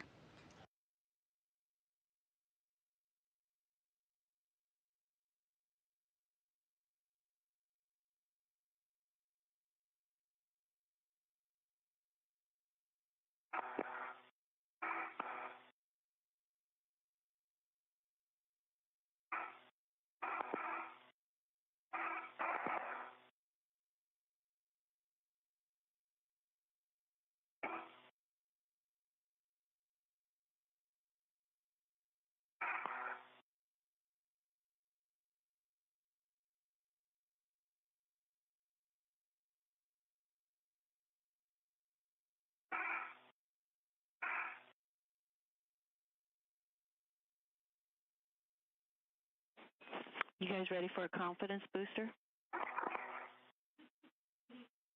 Yes, please. Well, your consumables are looking good, and you guys are doing really good on the timeline. Thank you. Thank you, thank you. Thank you.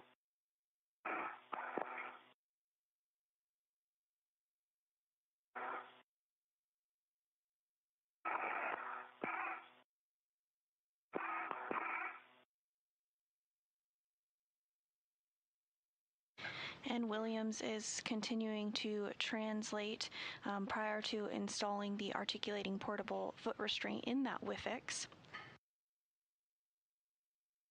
Meanwhile, NASA astronaut Jessica Meir is working inside of the strut bag to relocate the PGT or pistol grip tool and the torque wrench. And you can see a view of that on your screen now. Out of the bag, and then I'm going to release the bag adjustable. Gotcha. So you got, in other words, you have the adjustable on the WIFX handrail? Negative the ret. I think it's supposed to be the free end of the ret. That's on the adjustable? Gotcha. Yes, I gotcha. That's a good config.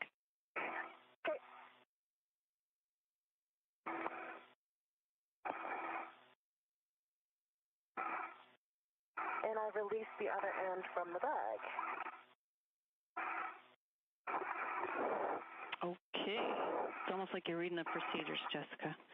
I love this. Okay. I'm going to have you... So I think with that, I'll go back down to the strut bag. Oh, I was going to suggest I'd go back down to the strut bag, deploy the GoPro, and then swap over that cable bag. We're good with that? Yeah, we're good with that. And I am back at the Sarge. My gauntlets are... Copy, Chris. Gauntlets down. And we will have you fair leading along the inboard radiator corner of IEA. I might be giving you that a little too soon. Copy that. Inboard radiator corner of IEA. And I see you.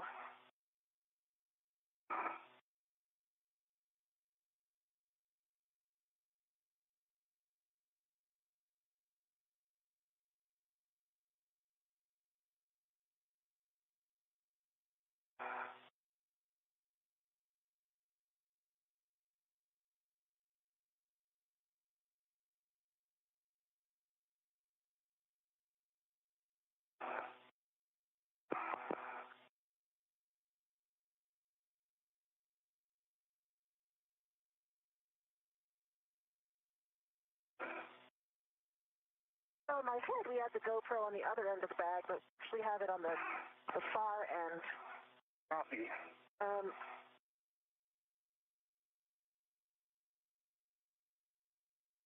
I'll take a look at what I see.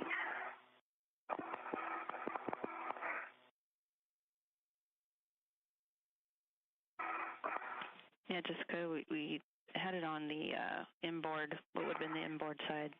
No, wait, yeah, inboard side. Yeah.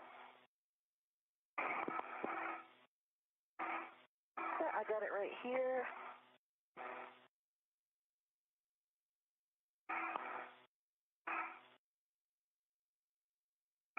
Over now to some breaking news in regards to the development.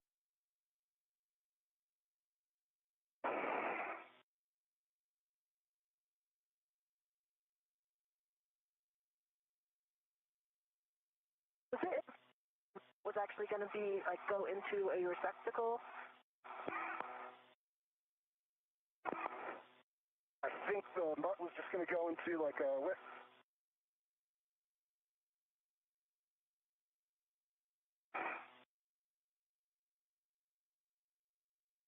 Well, it won't go into a whiff. That's not the right size. Yeah, no, Jessica, we anticipated the clamp of the end effector to go on a handrail of your choice. Okay, yeah, that makes sense.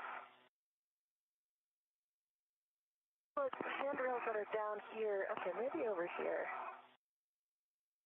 I fear that it's going to be like just getting a lot of video of the bag itself, but it's okay. Not required. I'm going to turn it on.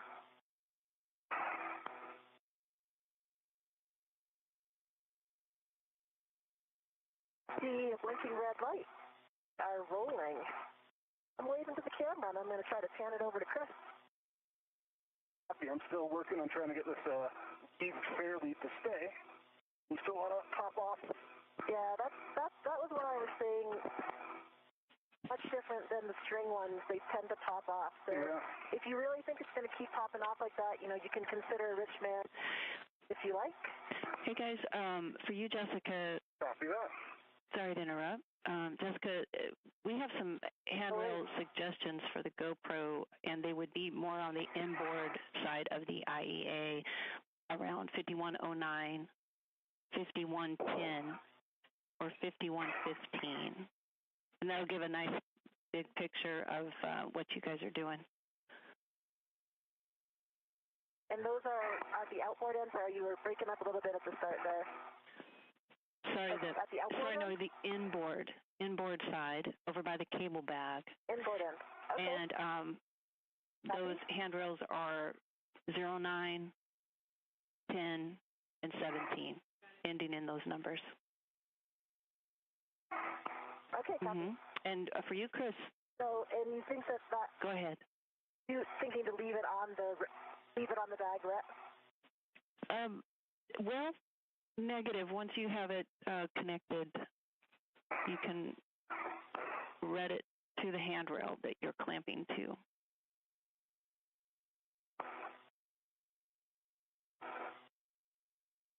Okay, then I would have to take the ret from the bag. There's no other ret on it to do that. I would concur. If there's not enough ret links to make it over there and then come back and release it, then you might need to use your workstation, your mini workstation ret.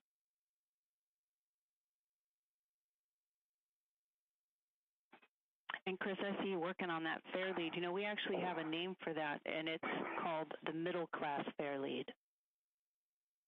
I see you weaving it. Middle class. Yeah, well, I gotta give Farouk credit for that one. He came up with it. I like it. I've got it nicely hooked, I think, around this handrail by the end here, so I think that will hold pretty well. Way to go.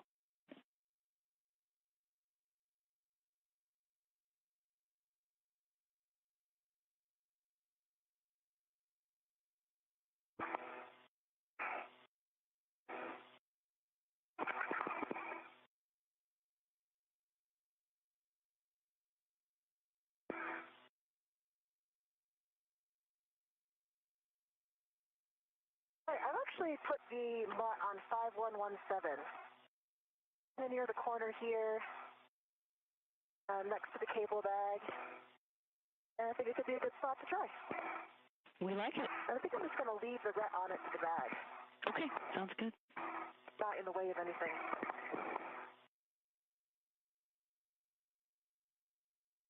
Okay, and the cable bag actually flips itself around. So, because it's only on 2 tethers, actually that works out. I can put a third one down here to keep it in the orientation we want. Okay, and that stringing of the ret isn't going to preclude you from getting the bag turned around, you said? Oh, negative. It's actually turned around now. All right. That was a 2-for-1. We're in a good config. Okay, so you feel like you got the cable bag fixed and the GoPro set up? I think so. All right. When you are in a comfortable spot, I'd like to get from you a glove, hap, and gauntlet check. Okay. Stand by 1. And I've made it over to the WIF X, and I'm working on the APFR. Okay, Chris, you were looking for a clocking of 12. 12.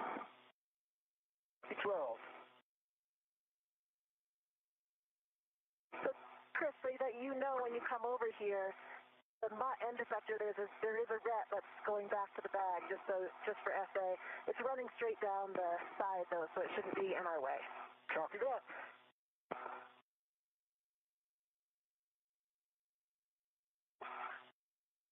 I see you right there, so I'll pause here.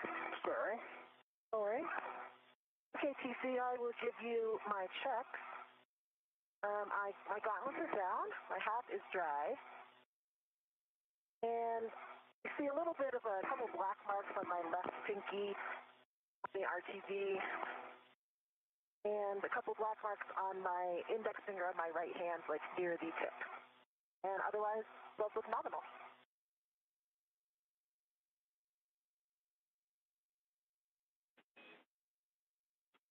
And NASA astronaut Jessica Meir did just complete a glove and hap inspection. Meanwhile, Williams is continuing to install the APFR in the WIFIX. That articulating portable foot restraint will be utilized in the next steps as the crew works to build the mid-strut.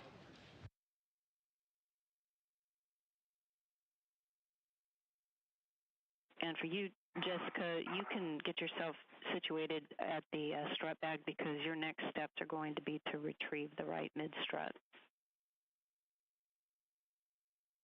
Copy, in work.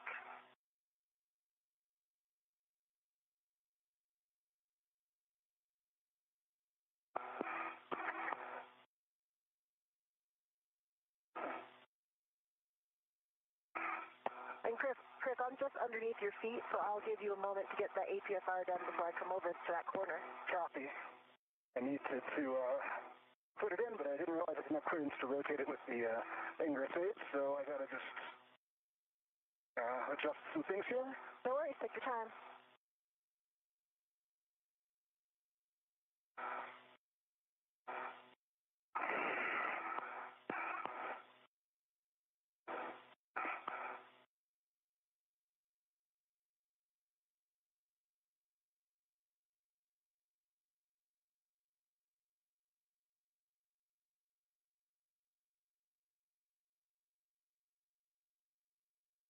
I'm just giving you guys a heads up. The sun will be coming up in about 5 minutes. Sounds good. Thank you.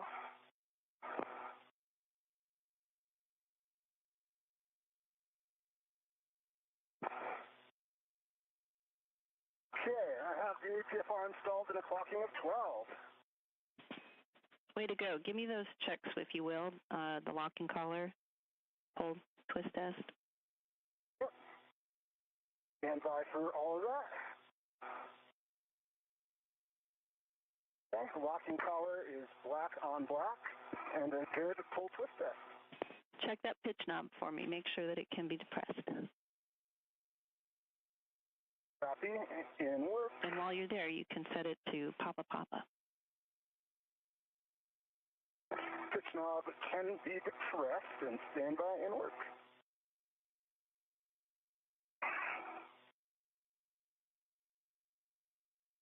And we are at a pitch of Papa Papa. Pitch knob is up and can be depressed. All right. And then the next setting is Charlie for the roll and 12 for the yaw. See Charlie, cool.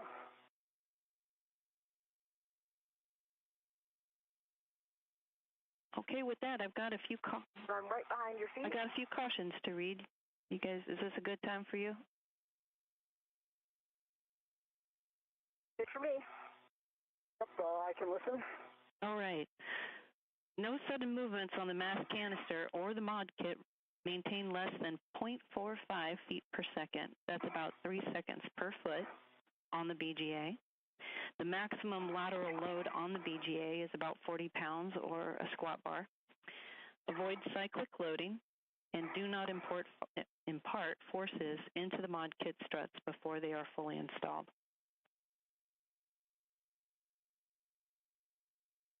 Either one copies. 82 copies. Okay, I see. And I think you said, Chris, you're working on ingressing the APFR, and you may want to... Still getting the settings. Say again? I'm still working the yaw on it. Sorry about that. I thought I heard you had them set. No worries. And I'm going to come a little bit further outboard, Chris. Copy.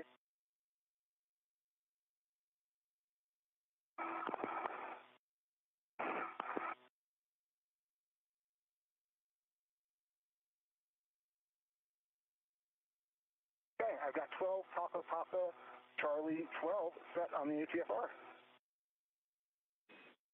Okay, we got good settings on the APFR, and your next steps are to ingress, and we recommend locking the safety tether to relieve the retraction force. Copy, and sounds like a good plan.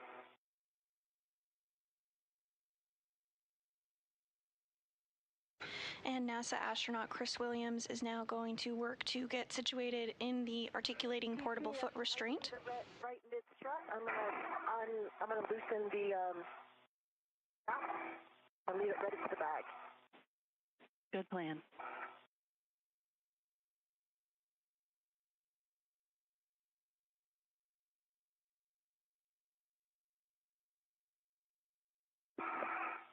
Meanwhile, Meir is retrieving the right mid struts from the strut bag. You can see this view on your screen there of Meir as she works to retrieve those struts.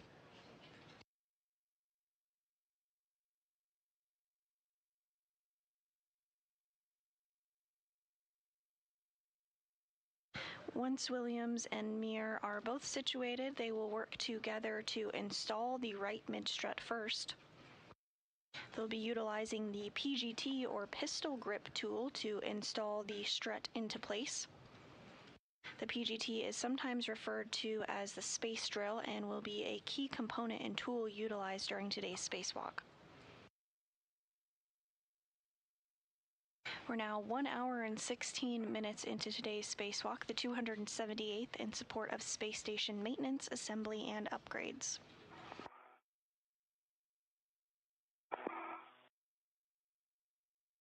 Chris, I'm right off your right side. I see you. Let me know if I can help you at all. All right, well, let me just get the finger stayed up. Try not to yaw while I do. Gonna get my visor down.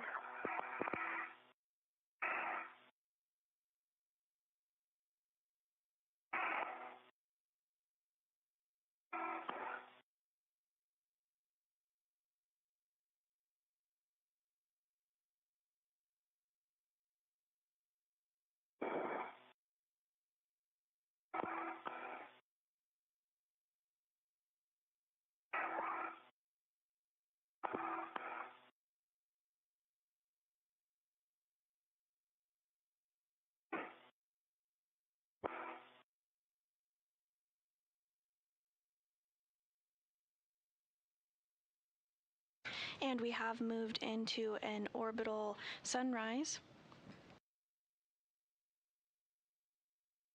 Angle might be a little bit off on the GoPro.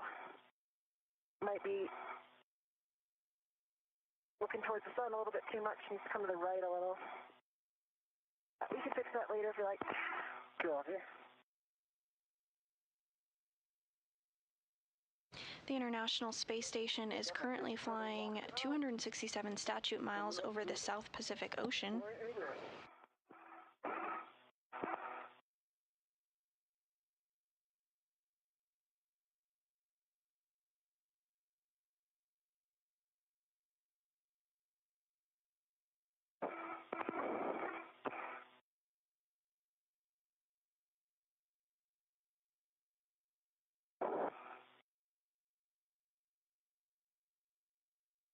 Come to your left a little bit.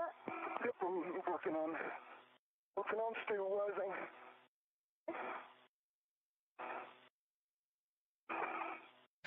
And in this view on your screen, you can see both NASA astronaut Jessica Meir on the top spacewalker there. She's wearing the spacesuit with the red stripes. And then on the lower portion of your screen is NASA astronaut Chris Williams. Williams is going to work to get into the articulating portable foot restraint, which you can see him doing there. He's going to lock his feet in, and he will remain in that placement to help him get in a good configuration to have good leverage to help install the right mid-strut alongside NASA astronaut Jessica Meir. Get my balance right.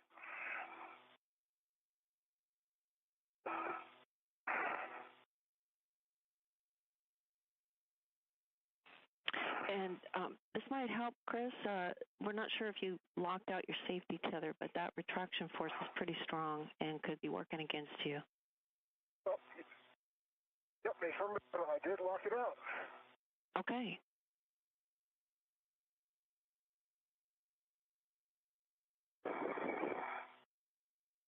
I think you're in. If you can bring your feet forward a little bit more and get your heels down, you're right underneath the loop. Skip. And you're canted a bit too much to, your heels too far to the left. Trying to just feel that.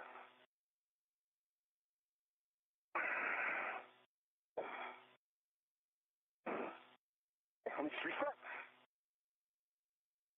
Fix the yaw while I'm at it.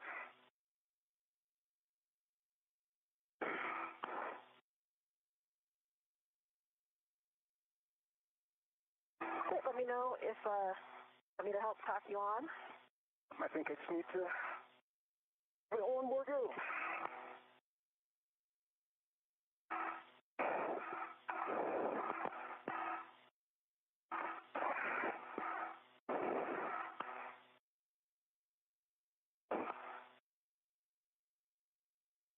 Your left foot's on top of the toe loop, so bring it down.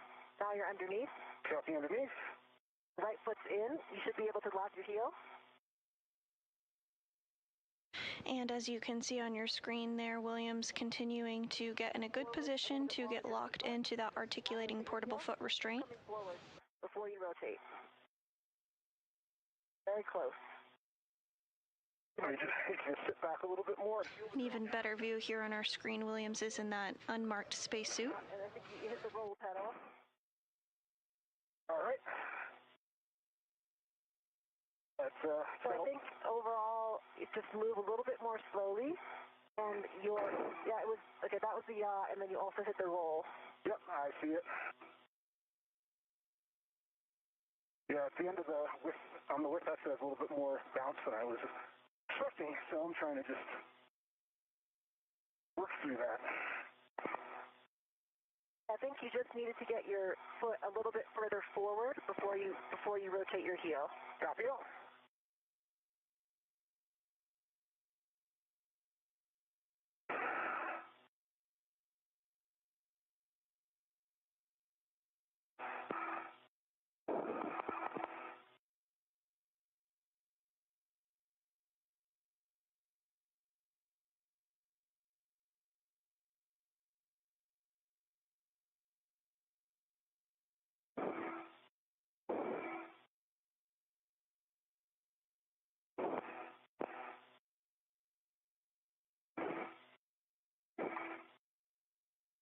We definitely hit the pedals again, but if you want to keep trying, we can rotate them after you're in. Copy. There's your left coming underneath. Your right's underneath now. I think you need to come forward a little bit more with your toes. Now rotate your heel on your right side. That looks like it's very close to in if it's not in already. I think you're in. I feel like I'm in. Hey, there we go. Okay, so you're, I think both the yaw and roll might be off now, or at least the yaw. Yep. I'm going to just take my right foot out and yaw myself over a little bit. Okay, yeah, you can try to do that. Okay, guys, we're about 45 seconds from the handover. Copy. Charlie 12 on the on the APFR. Roll and yaw. Copy, I see Charlie, and he's adjusting the yaw now. Feels about right? That looks about right. Yep. Nice job. Okay. All right, great job. And Williams is now in that articulating portable foot restraint. Okay, we've got about 20 seconds Okay, you feeling? to a 20-second handover. Okay, copy. Take a breather, Chris, and when I come back, we'll check your access to those sections of the mounting bracket. Copy. Copy all. And if you're just joining us, we are approaching the 1 hour, 30 minute into today's spacewalk, the 278th in support of space station maintenance, assembly, and upgrade. We are currently in a brief handover period between our satellites, and the team here in Mission Control is being led by NASA Flight Director Deanna Trujillo. The primary task of today's spacewalk is to prepare the 2A power channel for future installation of International Space Station rollout solar arrays. Once installed, the arrays will provide additional power for the orbiting lab. Today's spacewalk is being conducted by NASA astronaut Jessica Meir. This is her 4th spacewalk of her career, as well as NASA astronaut Chris Williams, who is completing the 1st spacewalk of his career. So far, the duo has exited the Quest airlock and translated to the work site for today.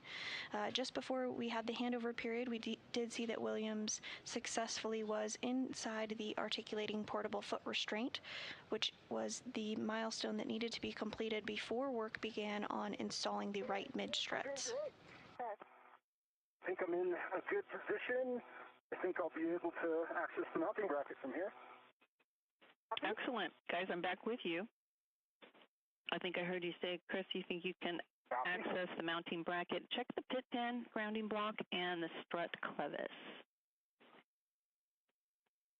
I see the pin grounding block, and the strut clevis is a little bit forward, but I should be able to reach it, and I see the bearing in there. Excellent. There's a great view through your helmet cam, too. We'll take a glove, hat, and gauntlet check when you're ready. Copy.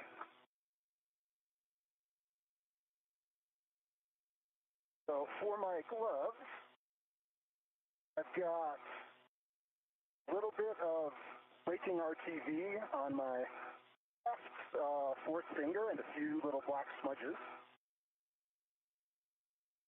And a small RTV flake on my right palm, but just RTV. Left glove. Phenomenal.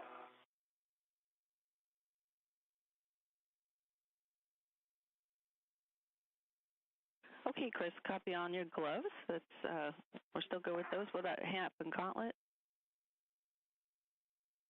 Yep, and it's got a dry hat and gauntlets are down. All right. Excellent, guys. So we are ready to install the right mid strut. So if, Jessica, you can work on transferring the right mid strut to Chris. Chris, you're going to receive the mid strut and ret to the handrail stanchion closest to the side pad. Copy that. Chris?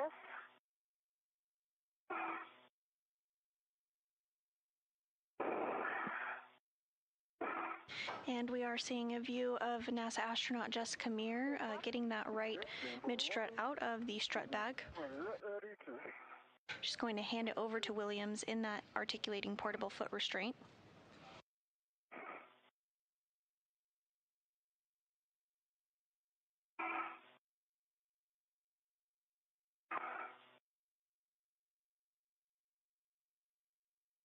And by 1 second, and I'll be right back.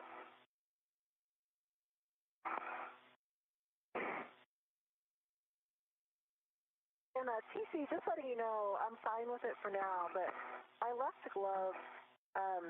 I think that I have padding on the back of my hands because the gloves are too large in the width, and I think it's a little bit too thick. So it's pretty hard contact point on the outside of on the back of my left hand.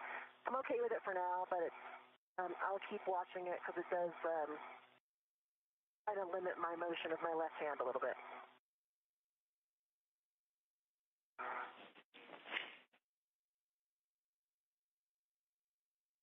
Okay, Jessica, we copy all your words on your left glove, the back of it, and we'll keep an eye on it.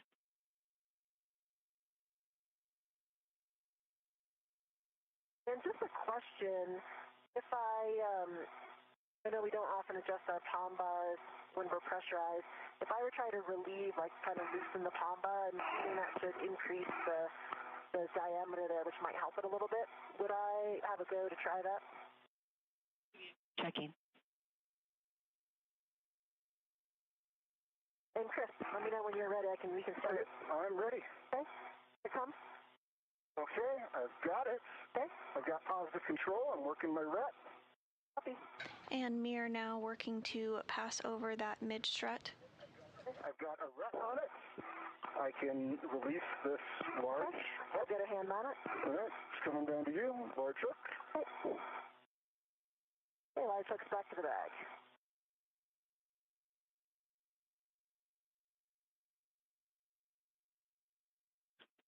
Okay, I'm looking at your hands, Jessica, so it looks like, Chris, you have control of the mid-strut? All right, great. Then, yes, Jessica, you can make your way over to the side pad location on the right side of the mass canister, and you'll BRT to the long handrail. And Chris, you can extend the mid-strut to full length and pin the side pad towards the mass canister. Copy. Extending to full length and tending towards mass canister. Okay, and Jessica, just with the question you have about your palm bar, we need to look into that, so it'll be probably a little bit before I can get back to you on it. Okay, copy. And you can see Chris Williams is now working to extend that right mid-strut to its full length. When it's inside the strut bag, it's in a condensed form. That strut bag is actually 8 feet long, but you can see here again he's working to extend that mid-strut out to its full length before they do install it on the mass canister.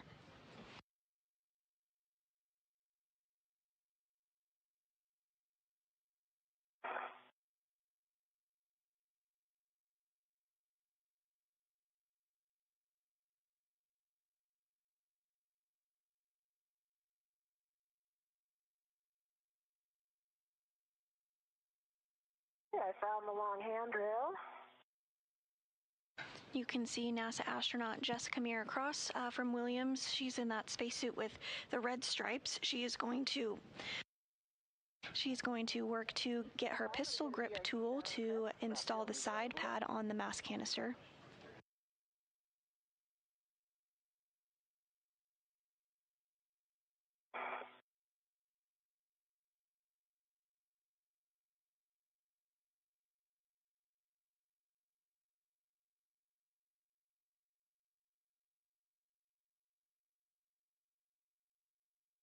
Okay, you see those connectors by your left?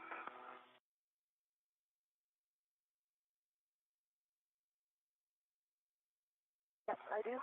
Copy.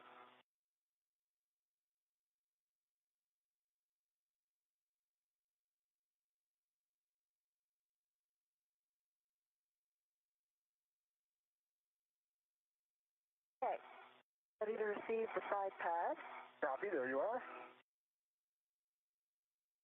See the arrow is up. Okay, Jessica, there's a warning I need to read to you that there's a pinch point between the side pad and the mass canister. Copy. And for you, And my red is locked out. Thank you.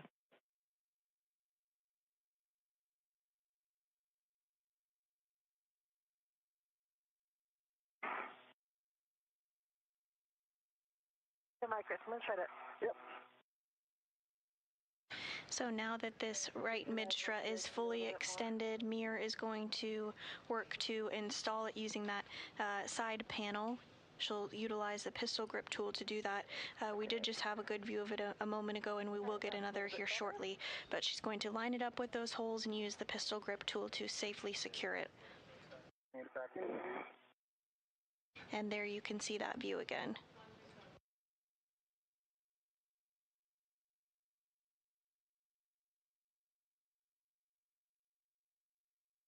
Okay, I've got to try to...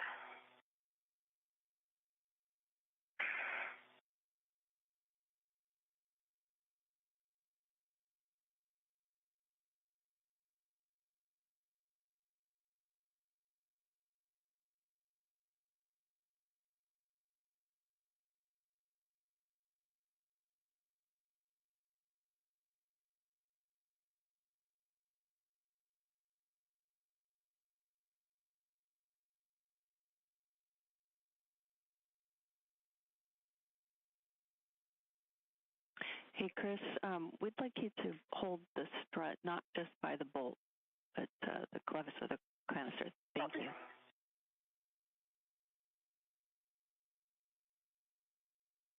I'm trying to push down on the left side, but I'm not getting anything. I'm not getting it to engage.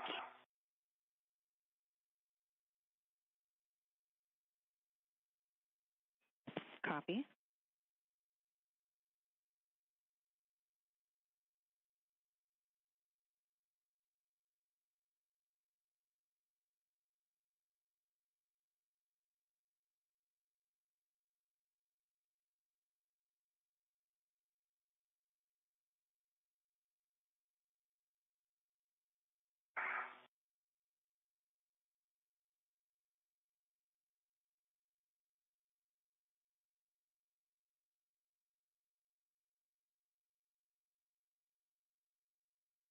Chris, it's a bit side-loaded. Like right now, can you lift your end up? My end up? Yep. Yeah, okay.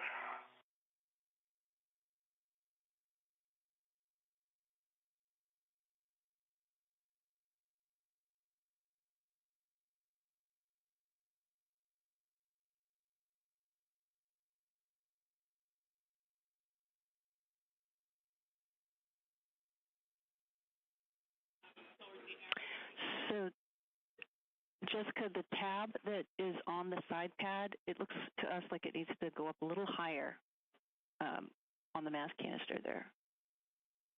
There's more center. Okay. There's ribs that are on the sides, and that tab goes between them. You probably can't see the tabs from here, but I see yeah, that. there you go, girl. Oh, I got it. Nice. You got it. Got it on. Okay, yeah, I was just too far down. Right, I was expecting it to go on that easily, but I guess I was way too far down. That is on there now in a soft dock. Well done. Okay, let me read another caution to you before we get into these slick fasteners. Okay, verify proper alignment for Fairchild fasteners installation due to side load crossing and, side load cross-threading sensitivity. Okay, copy. All right, get out your... And is the order does not matter? Correct. And we'll just get out your PGT. Let me know when you're ready for settings. In work. Okay, how are you doing, Chris? I'm doing great. I'm just holding this here.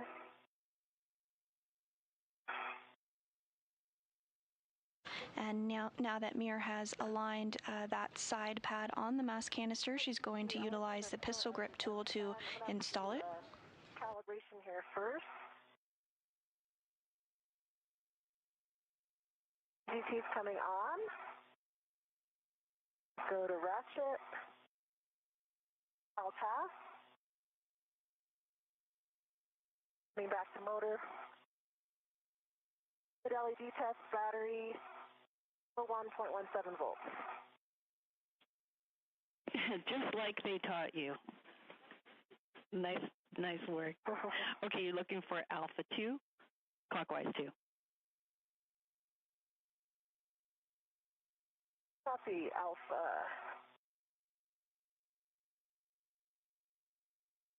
Alpha 2. Alpha 2 clockwise 2 is set. Copy. You're going to drive mic 9 through mic 12, any order, exactly 2 turns, and call it out after each bolt. Okay, copy. I'm going to start with bolt 10.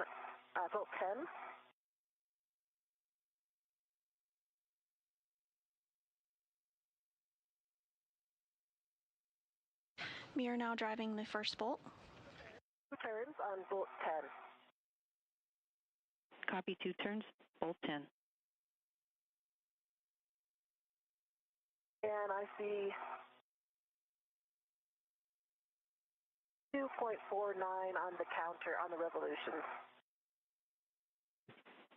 I counted 2 on the PGT itself. And that's a good turn count, and for now, these 2 turns, you don't need to reference the display on the PGT, just count them and report what you count. Okay, copy.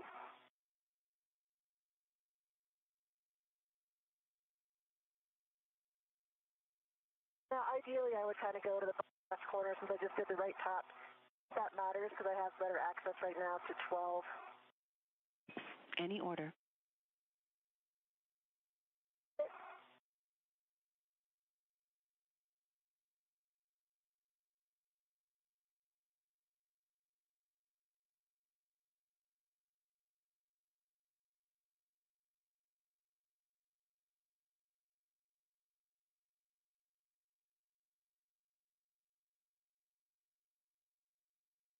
Turns on 12. Oh, no, that actually did not engage.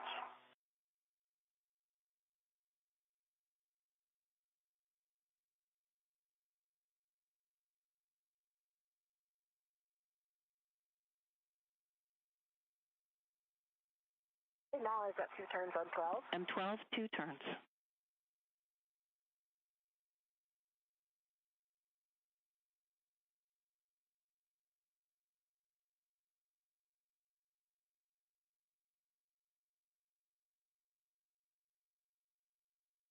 And if you're just joining us, we are now 1 hour and 40 minutes into the 278th spacewalk in support of space station maintenance, assembly, and upgrades.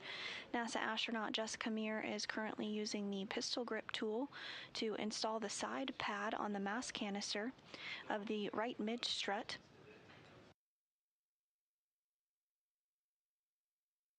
Today's focus on the spacewalk is to prepare the 2A power channel for future installation of International Space Station rollout solar arrays.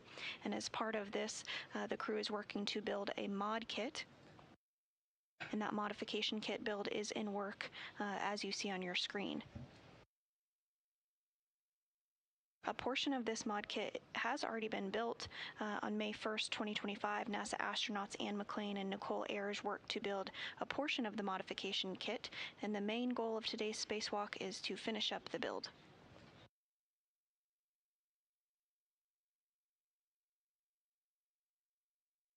We are getting some great views of the Earth from Jessica Meir's spacesuit here. The International Space Station is currently flying 268 miles over the South Atlantic Ocean, approaching the southwest corner of Africa.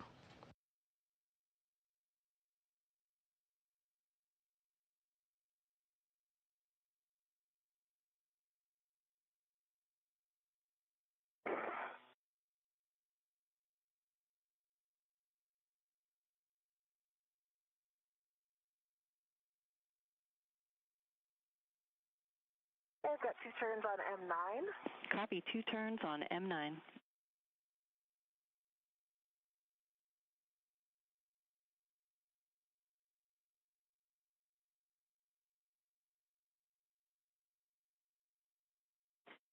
And Jessica, just a reminder to minimize as much as you can the wobble on the wobble socket. Copy.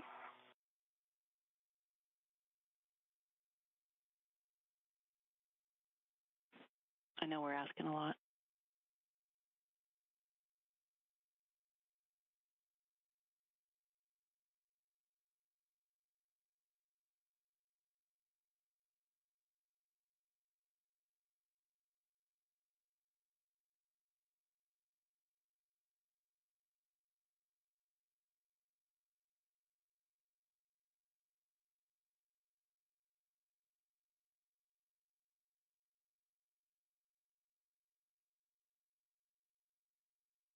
I might need to move my BRT.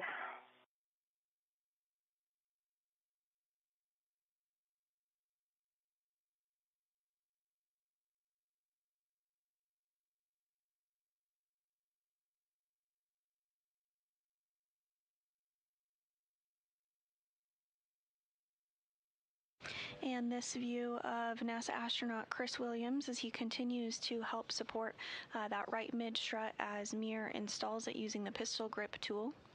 This is Williams' first spacewalk and the 4th for NASA astronaut Jessica Meir in the spacesuit with the red stripes across from him on your screen.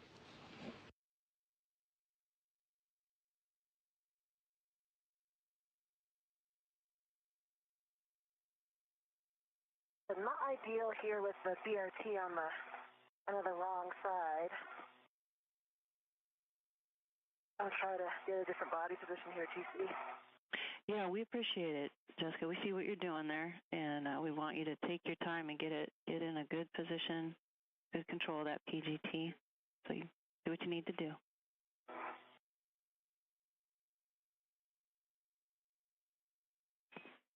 Nice. Nice position. That looks like a great idea. A little bit too far away from it.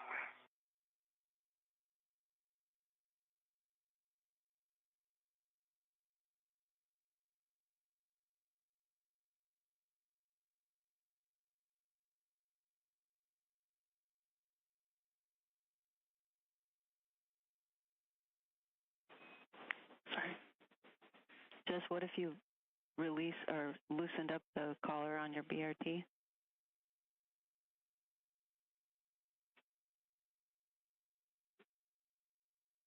I think I'm in an okay position right now. Good.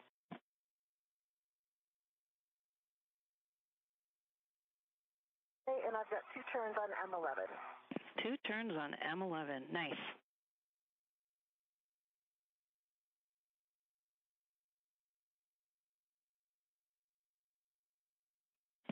Okay, well done. So after those initial turns on M9 to M12, I think, Chris, you already have the clevis, the mid-strut clevis aligned with the upper strut clevis.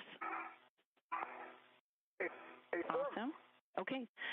So let me get you started. Jessica, first, you can drive M9 to M12 an additional 3 to 7 turns with the same PGT settings.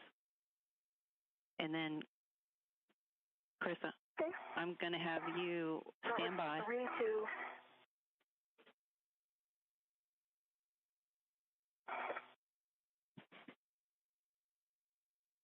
That was 3 to how many turns, CC? Yeah, you're going to drive to torque an additional 3 to 7 turns and give me the torque turns and light after each bolt. Okay, copy. Find a different BRT position now.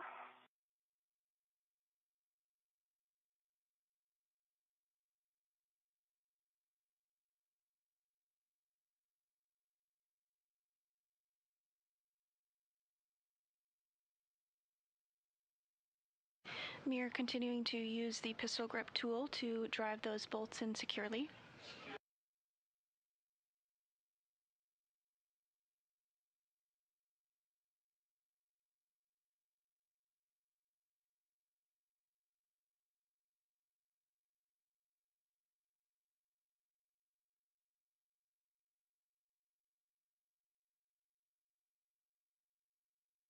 Okay, I've got M10.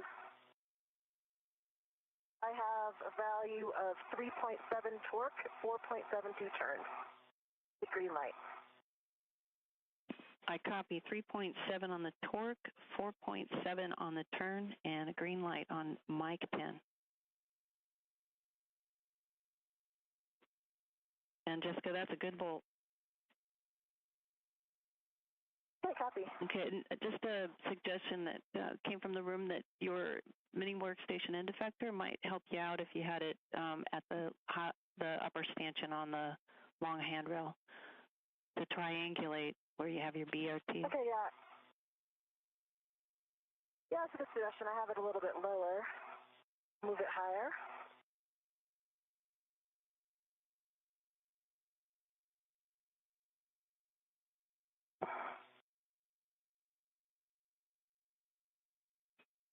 Okay, and while you're turning your next bolt, Jessica, for you, Chris, you can get out your PGT. Let me know when you're ready for settings. Copy. Getting my PGT.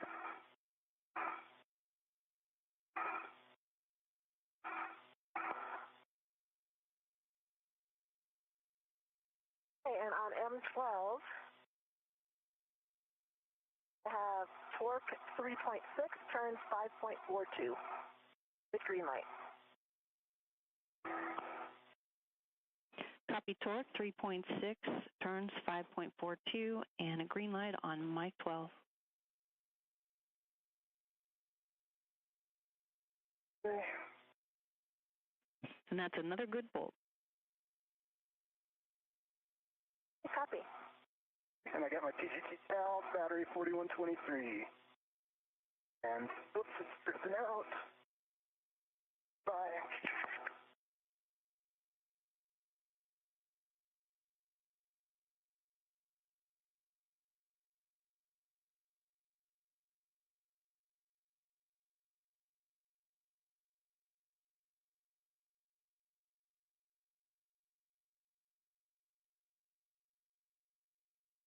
I am ready for settings, CC. Bravo 1, clockwise 2. Copy Bravo 1, clockwise 2. And TC, I've got mic 9. I've got a torque of 3.4, 4.65 turns, good green light. Actually, 3.7, sorry. 4.65 turns and good green light. 9.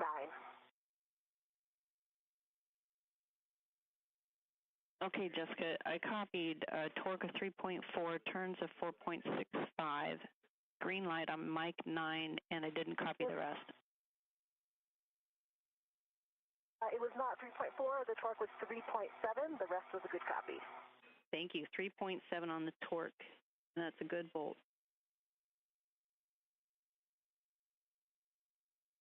Okay, and I've got Bravo 1, clockwise 2 set. Okay. And drive to turn, CC? Yeah, so on mic 24, you're going to turn to torque, and you can expect 7 to 9 turns, and when you're finished, I'll expect the same reports from you of torque turns light and the black line flush. Copy. 7 to 9 turns. Starting turns. And at this time now, 1 hour and 51 minutes into today's spacewalk, both astronauts, NASA astronauts Jessica Meir and Chris Williams, are using the pistol grip tool to secure the right mid-strut securely onto the mass canister.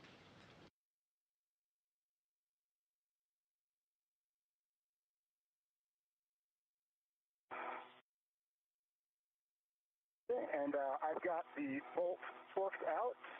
I counted 8 turns, 8.5 turns, 12 on the torque, and green light. Play shows 9 turns. Okay. And I see a flush black line. Okay. I copy. You said 12 on the torque. I think you said 8.5 on the turns. A green light and black line flush. That is it.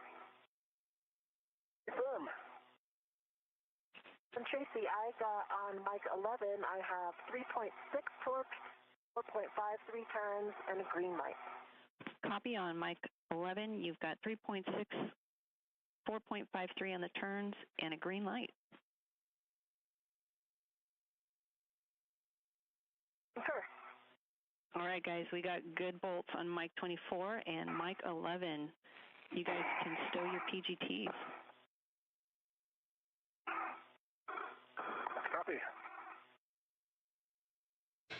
PGT is stowed. And as you just heard there, that right mid-strut bolts have safely and securely been attached to the mass canister. That the grounding pin is in the block, and I'll get the MLI back in place. See, you don't need me. I appreciate it. Cut those checks. And you release the ret from... We need you. Oh, that feels good. And then... I have not released the ret. Okay, whenever you get to that, just let me know. I'm going to release the ret right now. Copy. Ready to receive it? I think it's locked, Chris. Yep, standby 1. And TC, I've reduced my TCB to 4. Copy TCV 4. Great. Here it comes. The ret. Got it. And with that right mid-strut now installed, next up for our spacewalking duo is to work together to install the left lower strut.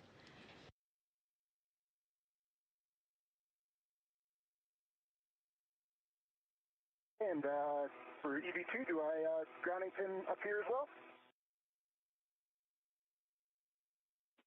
Okay, copy. You're getting the grounding pit pin installed? Yep, I've got it. I'm ready to install it if I can go for that. You got to go. Copy, go.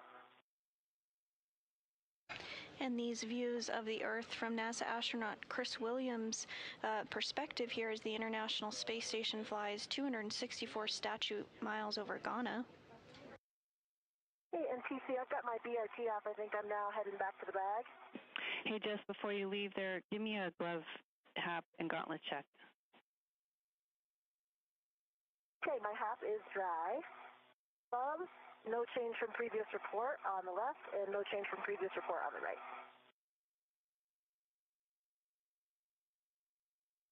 And EV2 has the grounding pin installed. Okay, copied. Jessica, your glove, I missed your hap and gauntlet. And Chris, if you could check that the mounting bracket upper surface is clear, minus that adjustable that's in the middle. Copy all.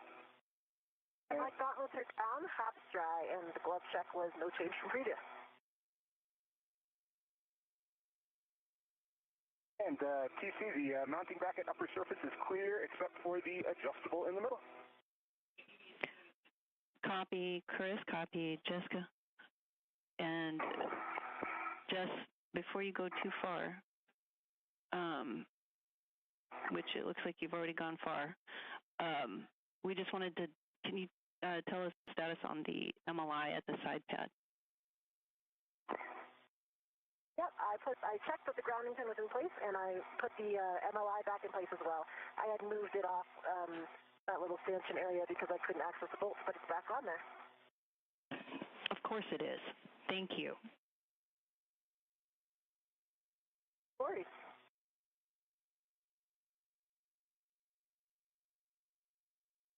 And this view on your screen, we're seeing essentially half of the mod kit that is currently built. The Duo is going to work to mirror that on the other side with the remaining struts that are yet to be installed. So my gloves are no change from the previous reports. No change right glove, no change left glove. Is dry, gauntlets are down. Those are the kind of checks we like. All right, guys. Well done. Okay, we're getting ready to take care of the left side now. Moving right along. So, Jessica, I know you're right there at the strut bag. Good. You'll be getting the left mid-strut first, and Chris, you will be receiving the left strut, and your BRT rep will go to the handrail stanchion nearest the side pad as before. Copy that, handrail stanchion.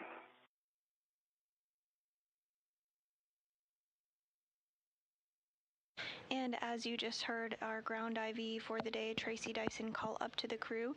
They're going to essentially do the same steps here as they work to install the left mid strut.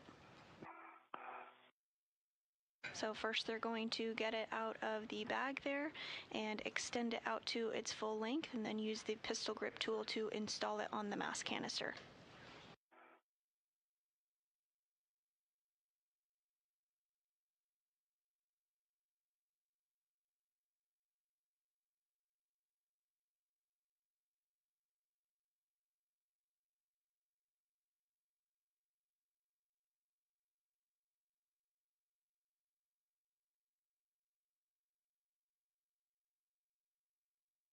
Okay, I see the lift left mid strut. 9 and 10.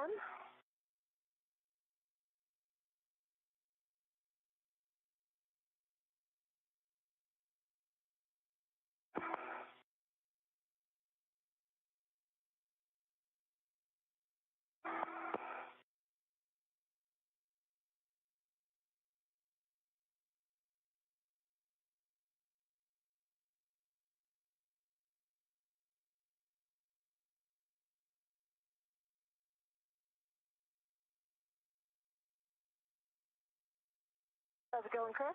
Going great. I see you working on the struts there.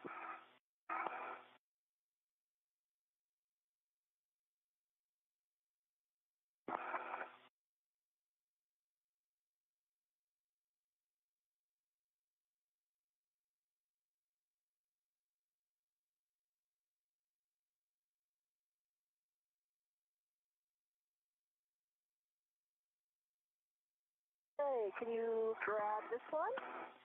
Chelsea, grab it. Hey, I have control of it. Stand by while I get my BRT and RET on it. Anybody? The chain is good. BRT is on. BRT is on, jaws close, throttle out. RET in work. And I have it on my BRT RET. You can send that right back to the bag. All right, You can drop it. I see it back in the bag.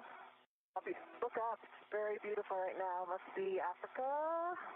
That looks like the, yeah. Oh. Where are we right now, TC? Jessica, you'll be retrieving the left strut and then handing it to Chris when he's ready. I actually meant where are we on Earth? It looks like Africa.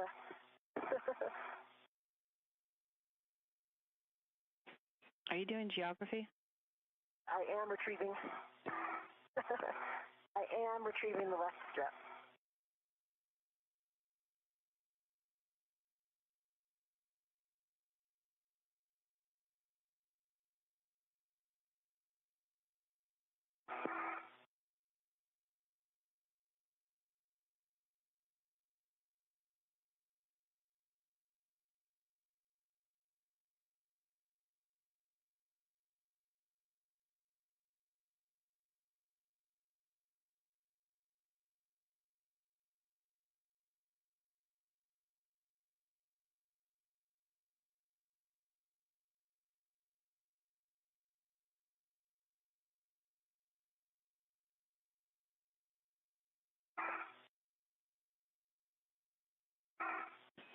Hey, Chris, just a heads up for you. When you receive the lower strut from Jessica, you're going to rut to the handrail stanchion that's closest to the clevis.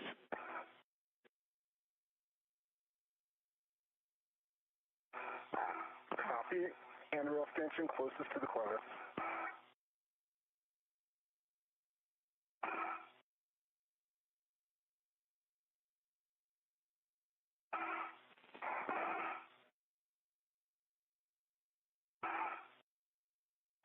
Caught in the strap.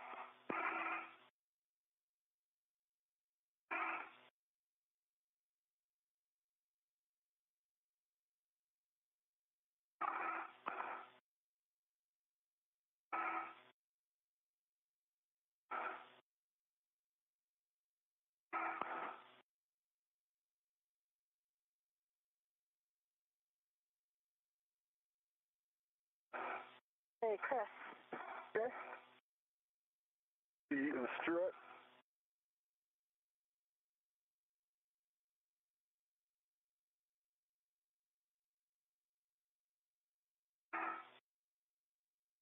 Am I going to release this? End effector. Copy.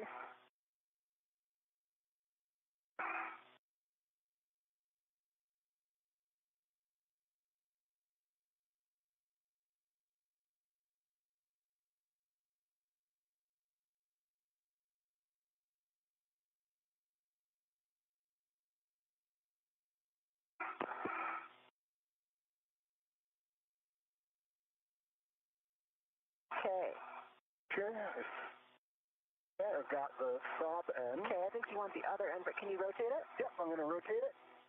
And I'm going to just kind of move it over. That's where we're putting it eventually. Okay.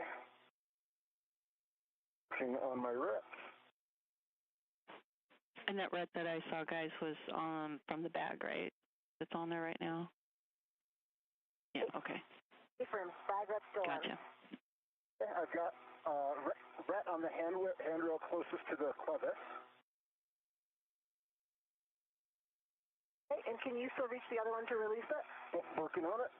If not, I'll get into position for that. I got it. And you can just drop it back to the bag. Yep, stand by.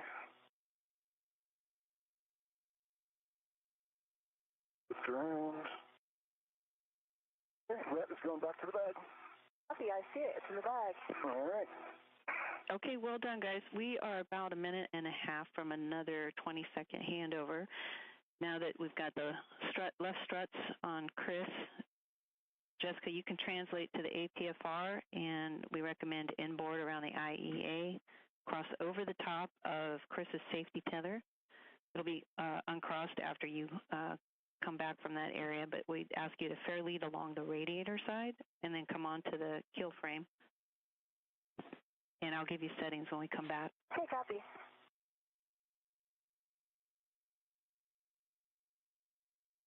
Try to turn the GoPro a little bit.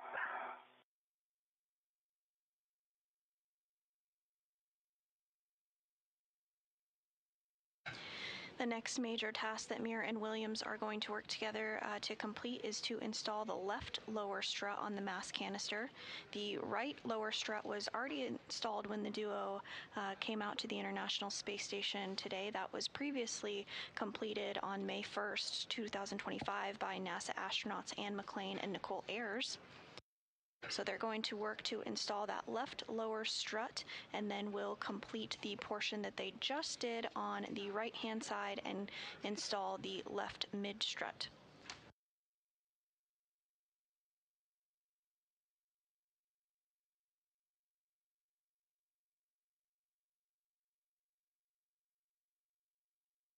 Chris, I see your tether. I'm coming up this side now.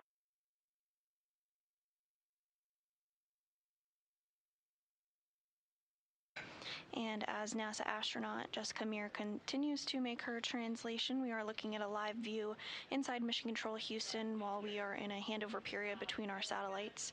The team here in Mission Control Houston is being led by NASA Flight Director Deanna Trujillo during today's Orbit 2 shift. Serving as the ground IV and communicating with our spacewalkers is NASA astronaut and ground IV today, Tracy Dyson. We are now 2 hours and 6 minutes into today's spacewalk, and thus far our spacewalking duo has successfully installed the right mid-strut. Next up, they will be working together to install that left lower strut as discussed. This is the 278th spacewalk in support of station maintenance, assembly, and upgrades. Actually in the same place at the end of this handrail. Copy. Okay, guys, we're back with you. So I'm on top of your tether.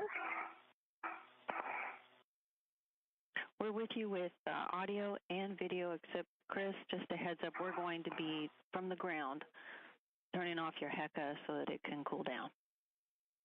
So we won't have views from your helmet yet. Copy, turning off my HECA. Copy, you're doing that from the ground. Yes, no action for you. Okay, and I am over at the APSR. Copy. And a great view of our spacewalkers today. On the top of your screen, NASA astronaut Jessica Meir in the suit with the red stripes. On the left, NASA astronaut Chris Williams. I am right by the top of the mounting bracket. I could hold up within 15 centimeters or 15. Just watch what you're doing with the strap because it's right in front of my helmet right now. Okay, yep. I will hold it a little back. Okay. Yeah, I think if you react against that, it will really help get our momentum. Copy that. Okay. Are you in a good position for that right now? I'm right next to the pedal. I'm in a good position. Okay. Hey, Chris, just to answer your question about touching the... And I can see hotel.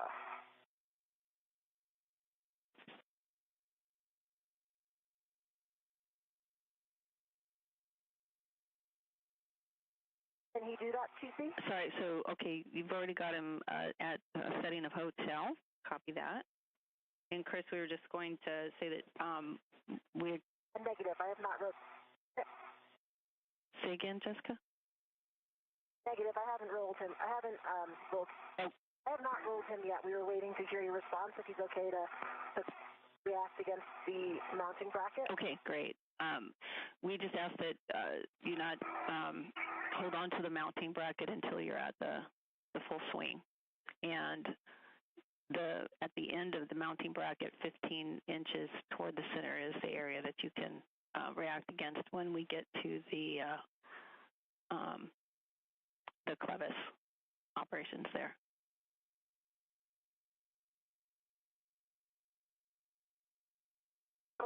Okay, yep, I'm ready for the roll. Okay, my hand's on the pedal. Copy. I see good roll.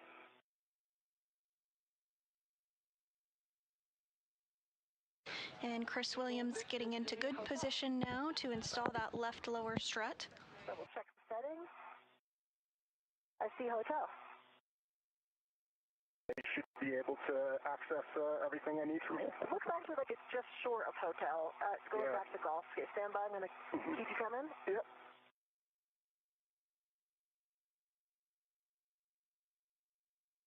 Okay, now I see hotel. Do you feel stable? All right, stand by. Yeah, this will work. Okay. All right, now the strut is right in front of me. I'm going to come down. And Chris, that's the mid-strut. Chris, I've got a few check boxes. I just want to make sure that we're clear about what you have access to. The lower strut clevis, the mid-strut clevis, and the mounting bracket pin grounding block, all three of those. I see all three of those, and I should have access to them from here. I'm tending the PGT, my 5 volt. Okay, and Chris, so I copy you've got access to both clevises and the grounding block.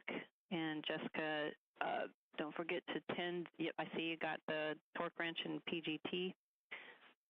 Tending that over to the left side so you have access to those. Getting in position for that left sob. And Chris, you'll be standing by to assist with the lower strut positioning. Copy that. Hey, Chris, can you lift that strut up a little bit? It's right next to my helmet. I need to translate by. Oops, sorry, the one that's on my BRT? Yeah. Working on it. Yep, there we go. And guys, we're about 4 minutes to sunset. FYI. And Jessica, I have a handrail number for you on the mass canister. I think you'll know which one it is, but let me know if you want the number.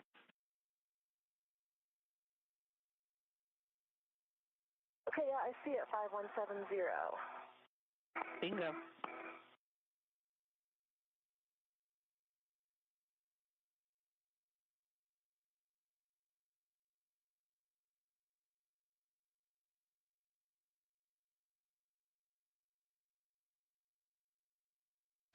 And we are approaching an orbital nighttime. The International Space Station orbits at 17,500 miles per hour, which means every 90 minutes the space station orbits the Earth. So a sunrise and sunset occurs every 45 minutes. Before we lose views here while we're in the daylight, you can see our two astronauts, NASA astronaut Jessica Meir and Chris Williams, as they work to get that left lower strut into position to be able to install on that mass canister, the circular portion right in the middle of your middle top of your screen there.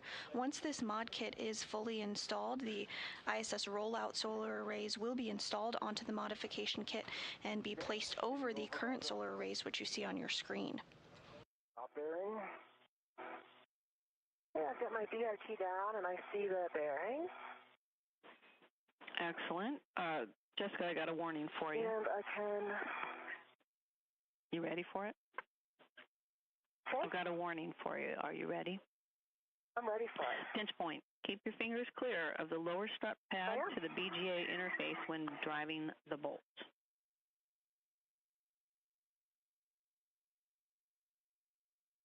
See?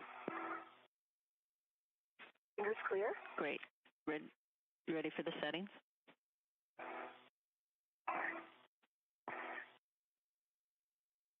Yeah, I don't have it lined up yet, but I can get the settings. Okay. I don't think it's my soft dock at first, like I can give it a little hand. Chris, it needs to come to your right. Yep. It's a roll. A roll. Diagonal right now. It's not like square on.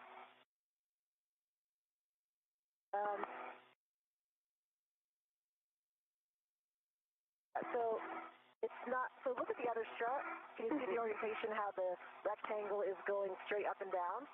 Yeah. That. And come to your right a little bit more, like roll right.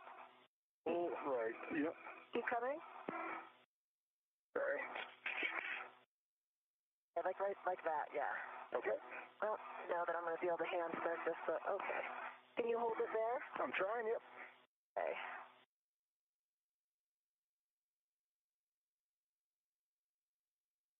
TC, going to calibrate this one first. Copy. Calibrating. We will be about a minute and a half from handover, so I'd like to get you the settings before we do that. Okay, cal passed, but I've got a caller error. Copy. Caller error. I took it out of motor and I'll start over, trick to cal, now I'm going back to motor. And I've got another caller error.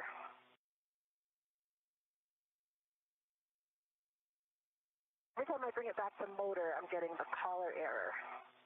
A red fault button. Stand by, Jessica. I'm getting words. Check your speed and torque collars. They may be in between settings. That's the signature. Okay. I still have the red fault, so should I start over with the cal after I adjusted the collar?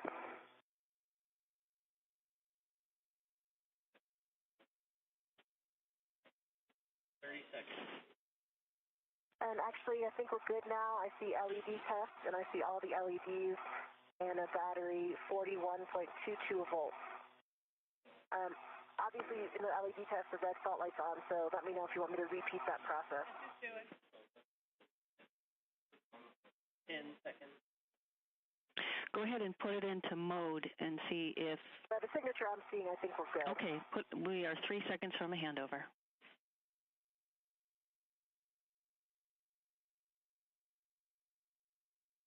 And we are in a handover period between our satellites. NASA astronaut Jessica Meir is working to get her pistol grip tool configured to the proper settings ahead of utilizing it to install that left lower strut as part of the mod kit build out today. We are now 2 hours and 17 minutes into today's spacewalk. I'm sorry. Yeah, I have a little numb spot on my left hand, but it's nothing to write home about. All right, we'll watch it. Yep.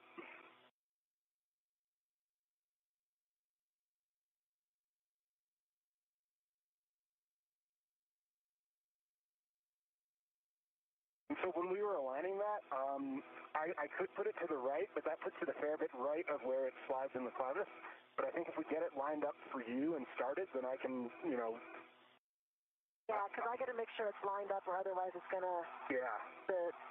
And once you get it started, I have a long lever arm to position it. That sounds good. Okay, we're back with you guys. All right, TC, I think that we're in a good config because I got the LED test. The caller error message went away, but let me know if you want me to repeat the CAL.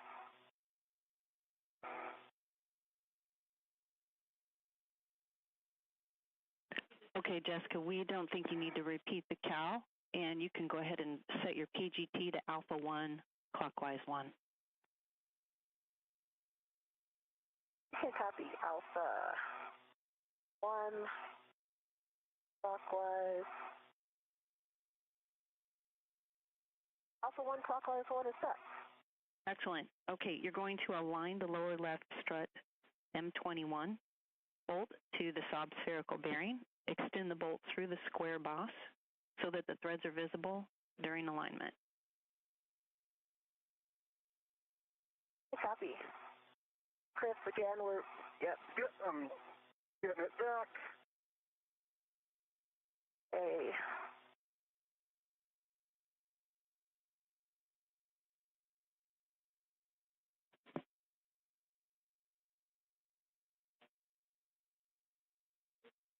Can you rotate more to your right? Oh, so again.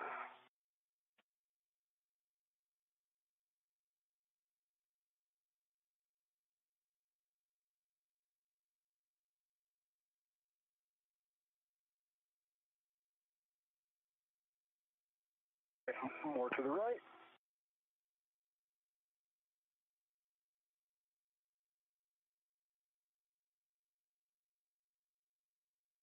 Come up, left. Come left.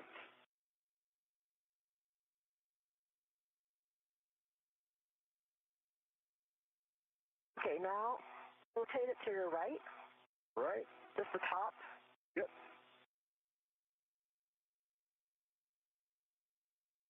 Right, and TC, how many turns am I going to start with? 4? Exactly 4. Okay, starting turn. And Jessica Meir beginning to drive the first bolt into the left lower strut.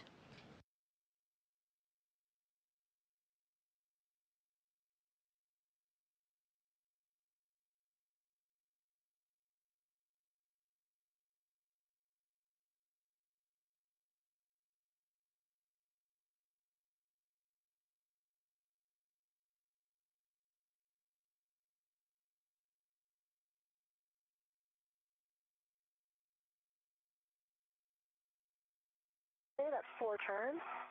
Copy 4 turns on Mike 21. You don't have to give me torque turns. The display. Okay, copy. Okay, we're going to change your It does look like Go ahead. Just checking. The bolt, they definitely drove well. Now it should be able to move a little bit right and left. Like the rectangle is not engaged yet. Yep. It is not quite straight vertical. Is that okay for now? That's expected. Okay, copy. You ready for your next settings? I am. Bravo 7, clockwise 2. Oh boy, here we go. And for you, Chris, now that we've got 4 turns on the saw bolt, you can align the lower strut clevis with the mounting bracket. And then just check that the pit pin. Okay, I got the clevis aligned. Excellent. Check that the tip pin, that's how you say it, is free of the clevis. Pin is free of the clevis. I've got Bravo 7, clockwise 2 set. Copy, Jessica. And for you, Chris, you can get your PGT out, and I'll have settings for you. As Meir works to drive this next bolt, Williams is going to get his pistol grip tool out to begin doing the same on the other portion of the left lower strut. And Jessica, just a heads up, I'm going to have Chris drive his bolt before we have you go to torque. See. I got my PGT out. All right, Bravo 1, clockwise 2. Copy. Bravo 1, clockwise 2 is... Copy. You're going M22, exactly 2 turns. M22, exactly 2 turns. Copy that.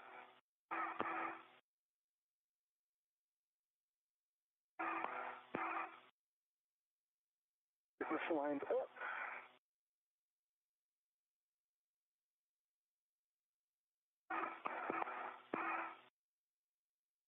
Okay, I've got it lined up. Exactly 2 turns. Copy, 2 turns. Mike 22. Turns. 2 turns.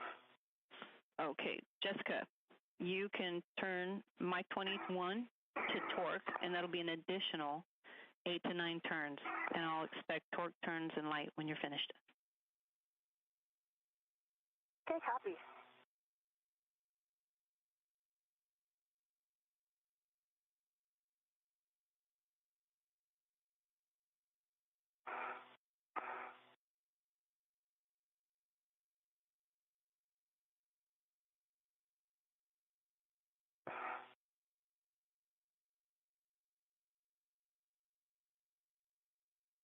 Okay, I'm going to adjust my body position a little bit here.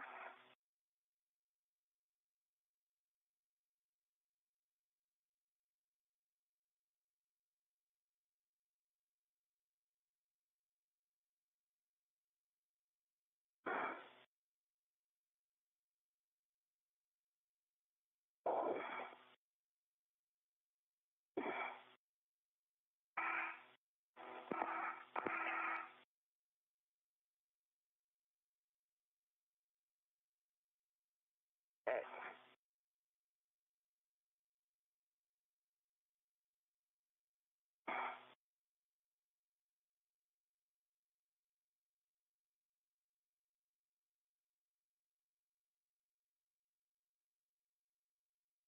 Okay, TC, I got a low torque fault. I got 7.6 torque.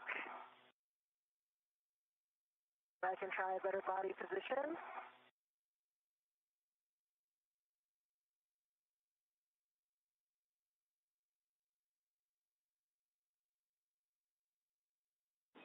Jessica, so you said 7.6 on the torque. Can you tell us how many turns? It was about 3.5 turns. You said... I don't have a turn count on the PGT. You said about 3.5 turns? Yeah, maybe 4. I can see that the black line is not quite flush, but it's very close. Okay, we'd like you to hit the bolt again. Not really hit it, you know what I mean? Just turn the bolt. Try it one more time, see what we can get with those same settings. Copy. Copy, and work. And NASA astronaut Jessica Meir continuing to use that pistol grip tool to get that bolt in a good position. We're now 2 hours and 26 minutes into today's spacewalk. It torqued out right away. And I got a torque of 25.6, and it was a 0.44 turn. It looks good, good green light.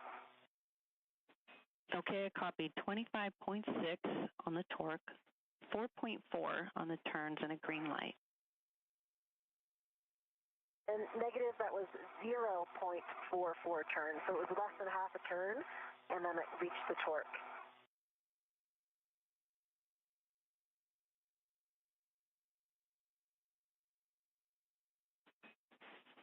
Okay, Jessica, I copied. Then it was an additional 0.44 on the turns. Copy that. So we're going to have you now switch over to the torque wrench, and we will just expect to have more turns on the torque wrench. Okay, copy. I can see that the black line is flush. I can see a tiny sliver of silver underneath it, so maybe it could go a little bit more, but it does look pretty flush. Am I finished with this PGT then? Does this get turned off or left on? You can leave it on for now. Okay, and I'm not going to use it again right now, though, so I can let it tend back a little bit, right? I'm just going to use the torque wrench. That's affirm. Okay, copy.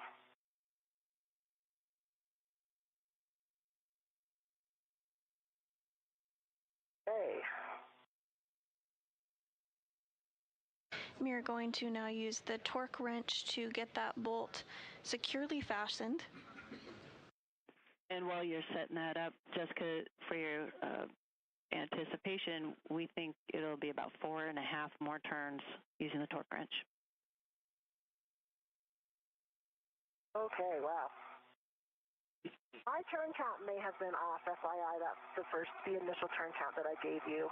Okay, and look, and keep in mind we're looking for the torque wrench to break over 2 times, so keep track of that. Copy.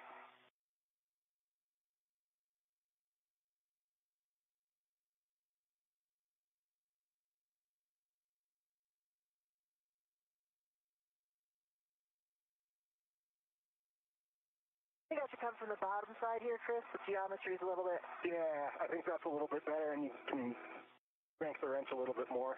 Yeah.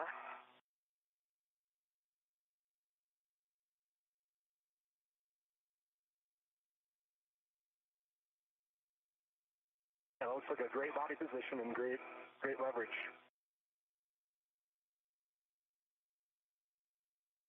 And TC, I torqued out at what was that, Chris? Not even half a turn. Yeah, that was like a quarter turn. Yeah. It was like a quarter turn, and I got 2 pops. I can see the pop bolt as well. Okay, we copy, and about a quarter turn, and it broke over twice, and we're checking.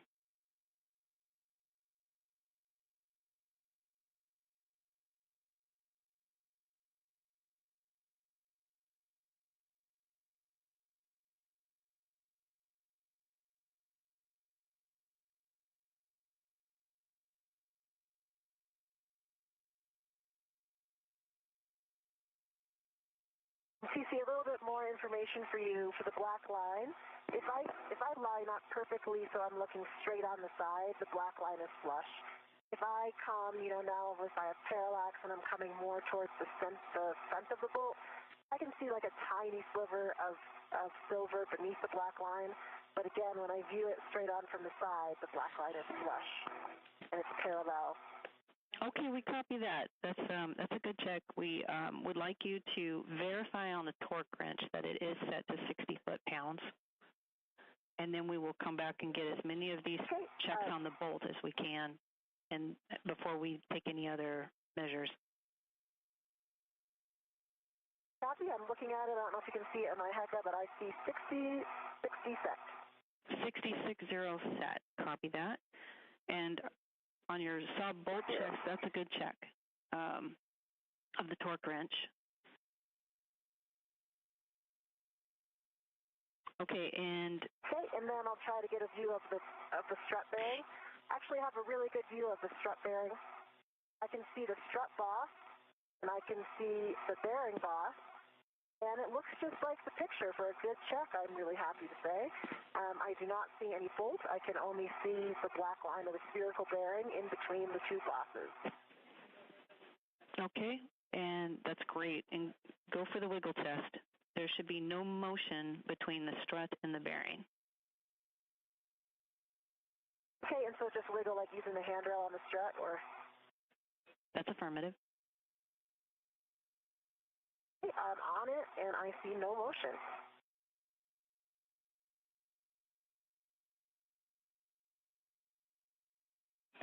Okay, Jessica, well done. We are now just conferring with our folks in the back rooms to make sure that's a good bolt, but for now we'll stand by. Okay, copy, standing by. Nicely done, Jessica. Thanks.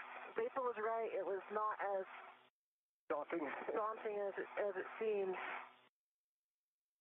Getting a little chilly here, so I'm going to change my TCV. Copy. And Chris, we have your HECA view back. Copy. My HECA view is back. I see the green light.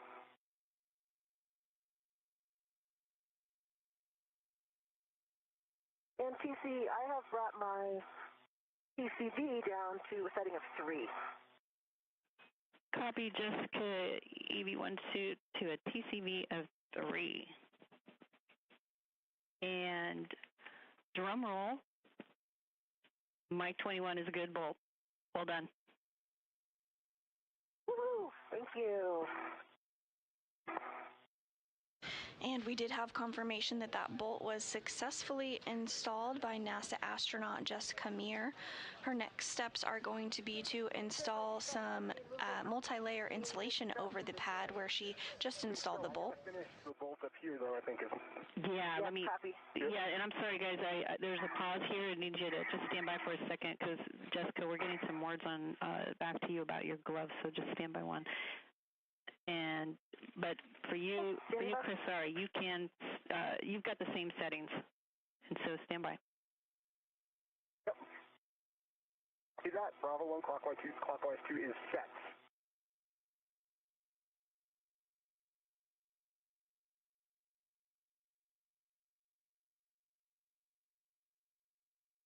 And the next steps for NASA astronaut Chris Williams are to use his pistol grip tool to drive a bolt as well. This is all part of that left lower strut installation that the crew has been working on. Now, 2 hours and 34 minutes into today's spacewalk, the duo has already installed the right mid strut on the modification kit and are continuing to work towards the completion of the left lower strut before they move on to the left mid strut installation. Okay, thanks for your patience, guys. For you, Chris, you can drive M22 to torque. It'll be an additional 5 to 7 turns. I'll expect the torque turns light and black line flush report. And for you, Jessica, if you could make sure that the lower strut MLI is over the pad. Lower strut MLI is over the pad. And EV2 copies will be driving M22 to torque. Starting turns. Good read back. Chris Williams now driving that bolt utilizing the pistol grip tool.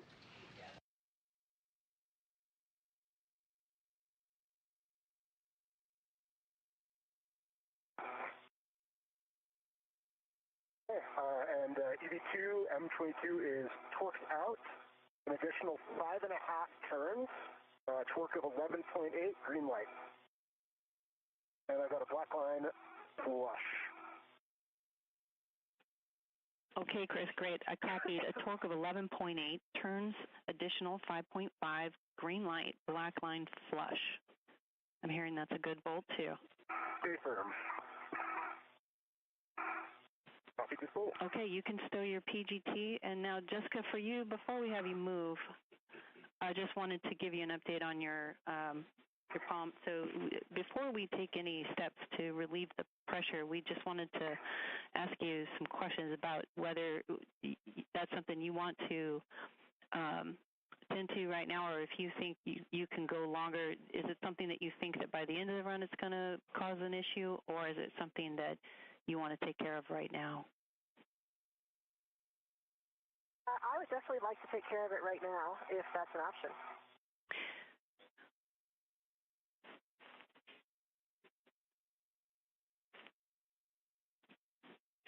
Stand by.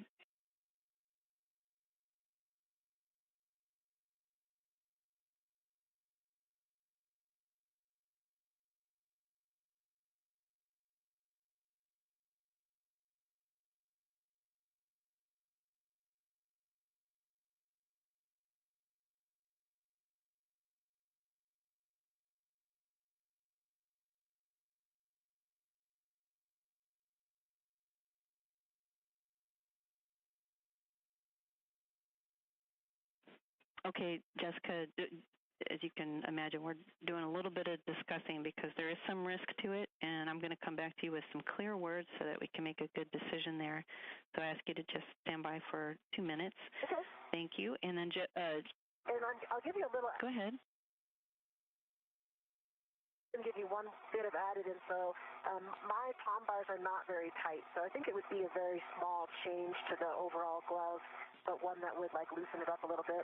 I only do like a really medium tightness, so just if that helps with the analysis at all. Yeah, those are helpful words. Thank you very much. Okay, then just stand by one. We'll give you a minute back. And for you, Chris, your PGT I could tell is stowed. I'm just going to read this note to you. I think it'll be helpful to you. After both the lower struts are fully installed, which they are, crew may translate on the upper triangle and lower struts up to 40 pounds if needed, but no simultaneous large body movements or translations. And if you haven't yet already, you can remove your RET from the lower strut, Chris. Install the lower strut grounding pit pin to the mounting bracket grounding block, and then take care of the MLI around the clevis. Copy all. Up to 40 pounds. RET is removed and working on the pit pin. And with this split screen view, we see on the left-hand side of the screen the perspective from NASA astronaut Jessica Meir, who is our EV1 today, and on the right-hand side of your screen, the perspective of NASA astronaut Chris Williams serving as EV2.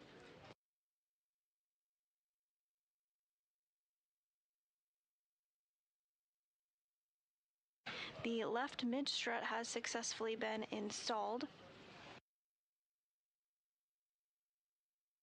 The left lower strut, rather, has been installed, and the crew is going to work on the left lower strut next.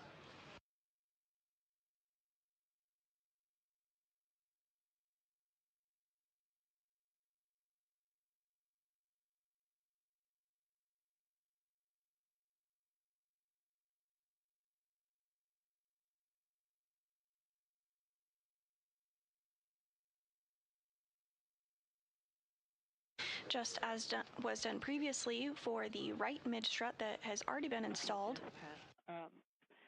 What I'd like to do is have you move on to the next task, which is the mid-strut. We're working on a plan on how to relieve the pressure on your glove, but our hope is we can get through the mod kit task and then address this before you get into the DDCU activity. How do you feel about that? Okay, sure. All right. Then we'll have you translate to the left side pad installation location, and as you're coming out of the truss, check your safer handles for me. Okay, copy. And see, I'm working on this pit pin here, but it's not wanting to go in. I'm trying to remember. That's the one that, yep. Yeah, that's the bad one. I think we're going to not expect that one to go in. That did not go in inside. Okay, copy, guys. I'm getting words here, so stand by.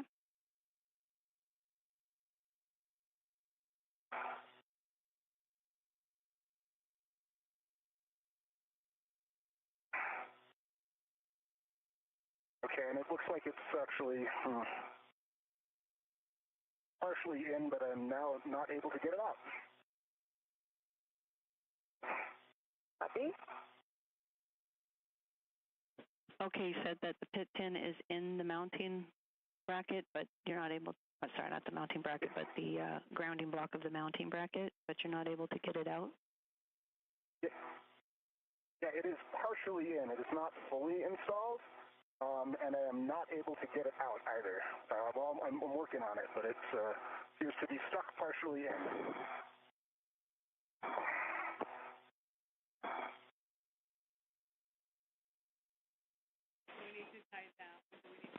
Oh, I was able to remove it. Oh.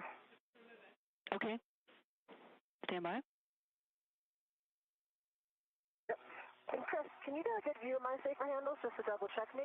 Yep, your right safer handle is down. And I see your left one as down as well, but I don't have a great view of it, but it looks down. Okay. Thank you.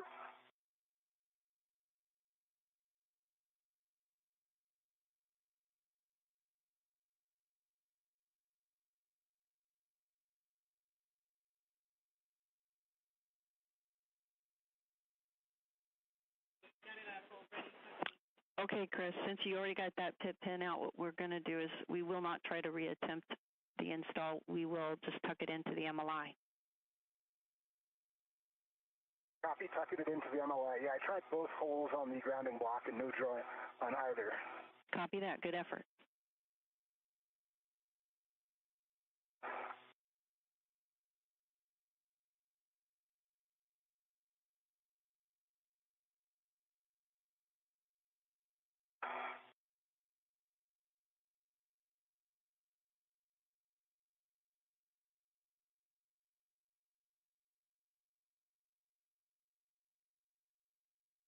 And NASA astronaut Chris Williams is now working to install that multi-layer insulation around the portion of the mod kit.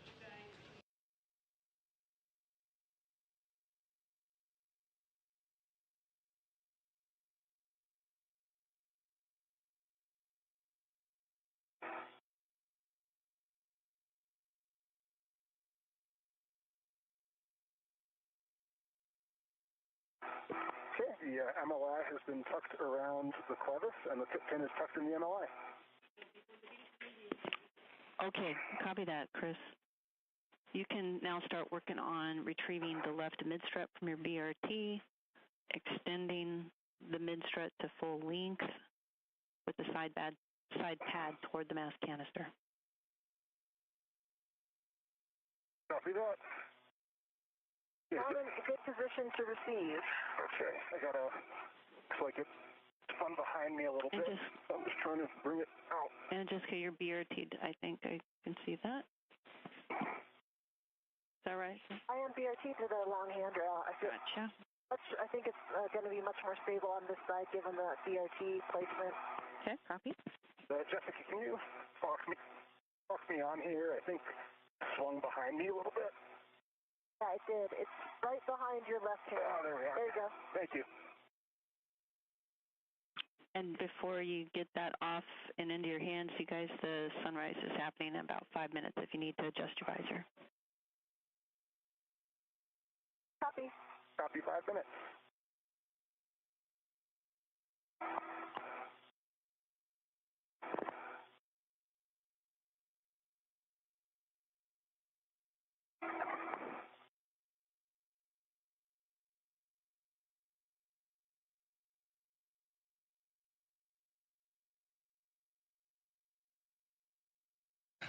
Now 2 hours and 45 minutes into today's spacewalk, and NASA astronauts Jessica Meir and Chris Williams have worked together to install the right mid-strut as well as the left lower strut of the mod kit. Next up, they're going to work together to do the same on the left mid-strut. All right, Chris, watch the connectors. Yep, watching the connectors. Okay.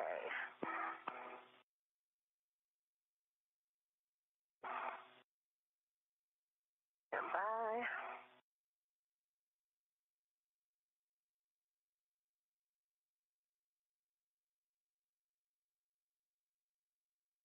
Okay, we're on soft dock.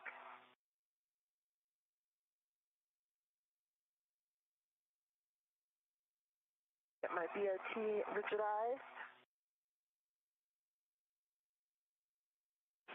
Okay, Jessica, did you see you had it soft dock? Confirm, I've got soft dock, and I'm got my BRT in a pretty good position here. This side is a much better body position given the location of the handrail respective. Oh, look at that soft dock. Oh, hold on. Do you want me to lock out my ret? Yes, I was just getting to you. Yeah. And all right, ret is locked out. got that. Ret locked out, and when you're ready for PGT settings, let me know, Jessica. Okay. I'll get my PGC.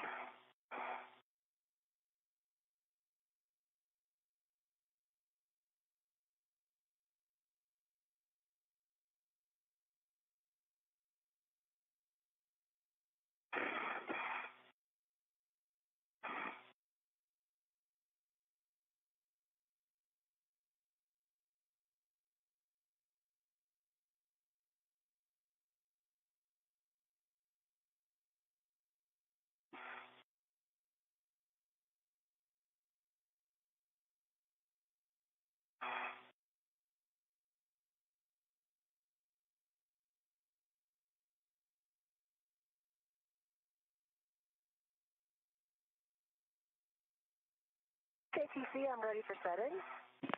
Alpha 2, clockwise 2.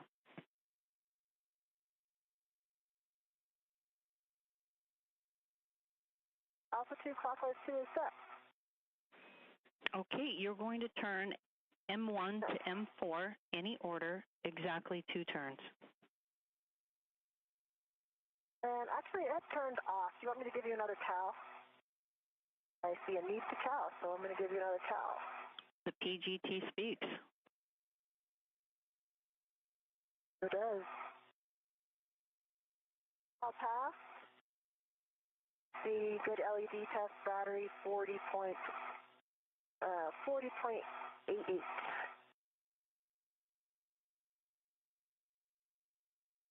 That was Alpha 2 clockwise 2. You got it.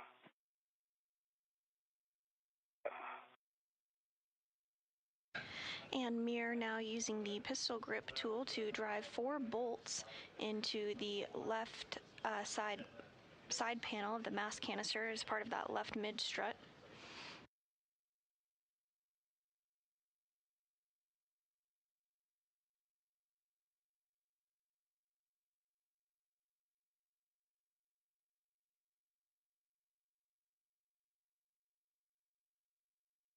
Okay, we got 2 turns. Oh, that did not quite engage.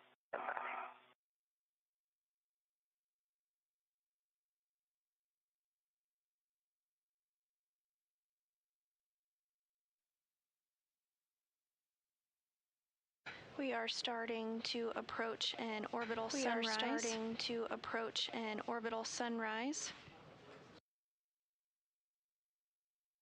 I've got 2 turns on M1. Copy, 2 turns, M1.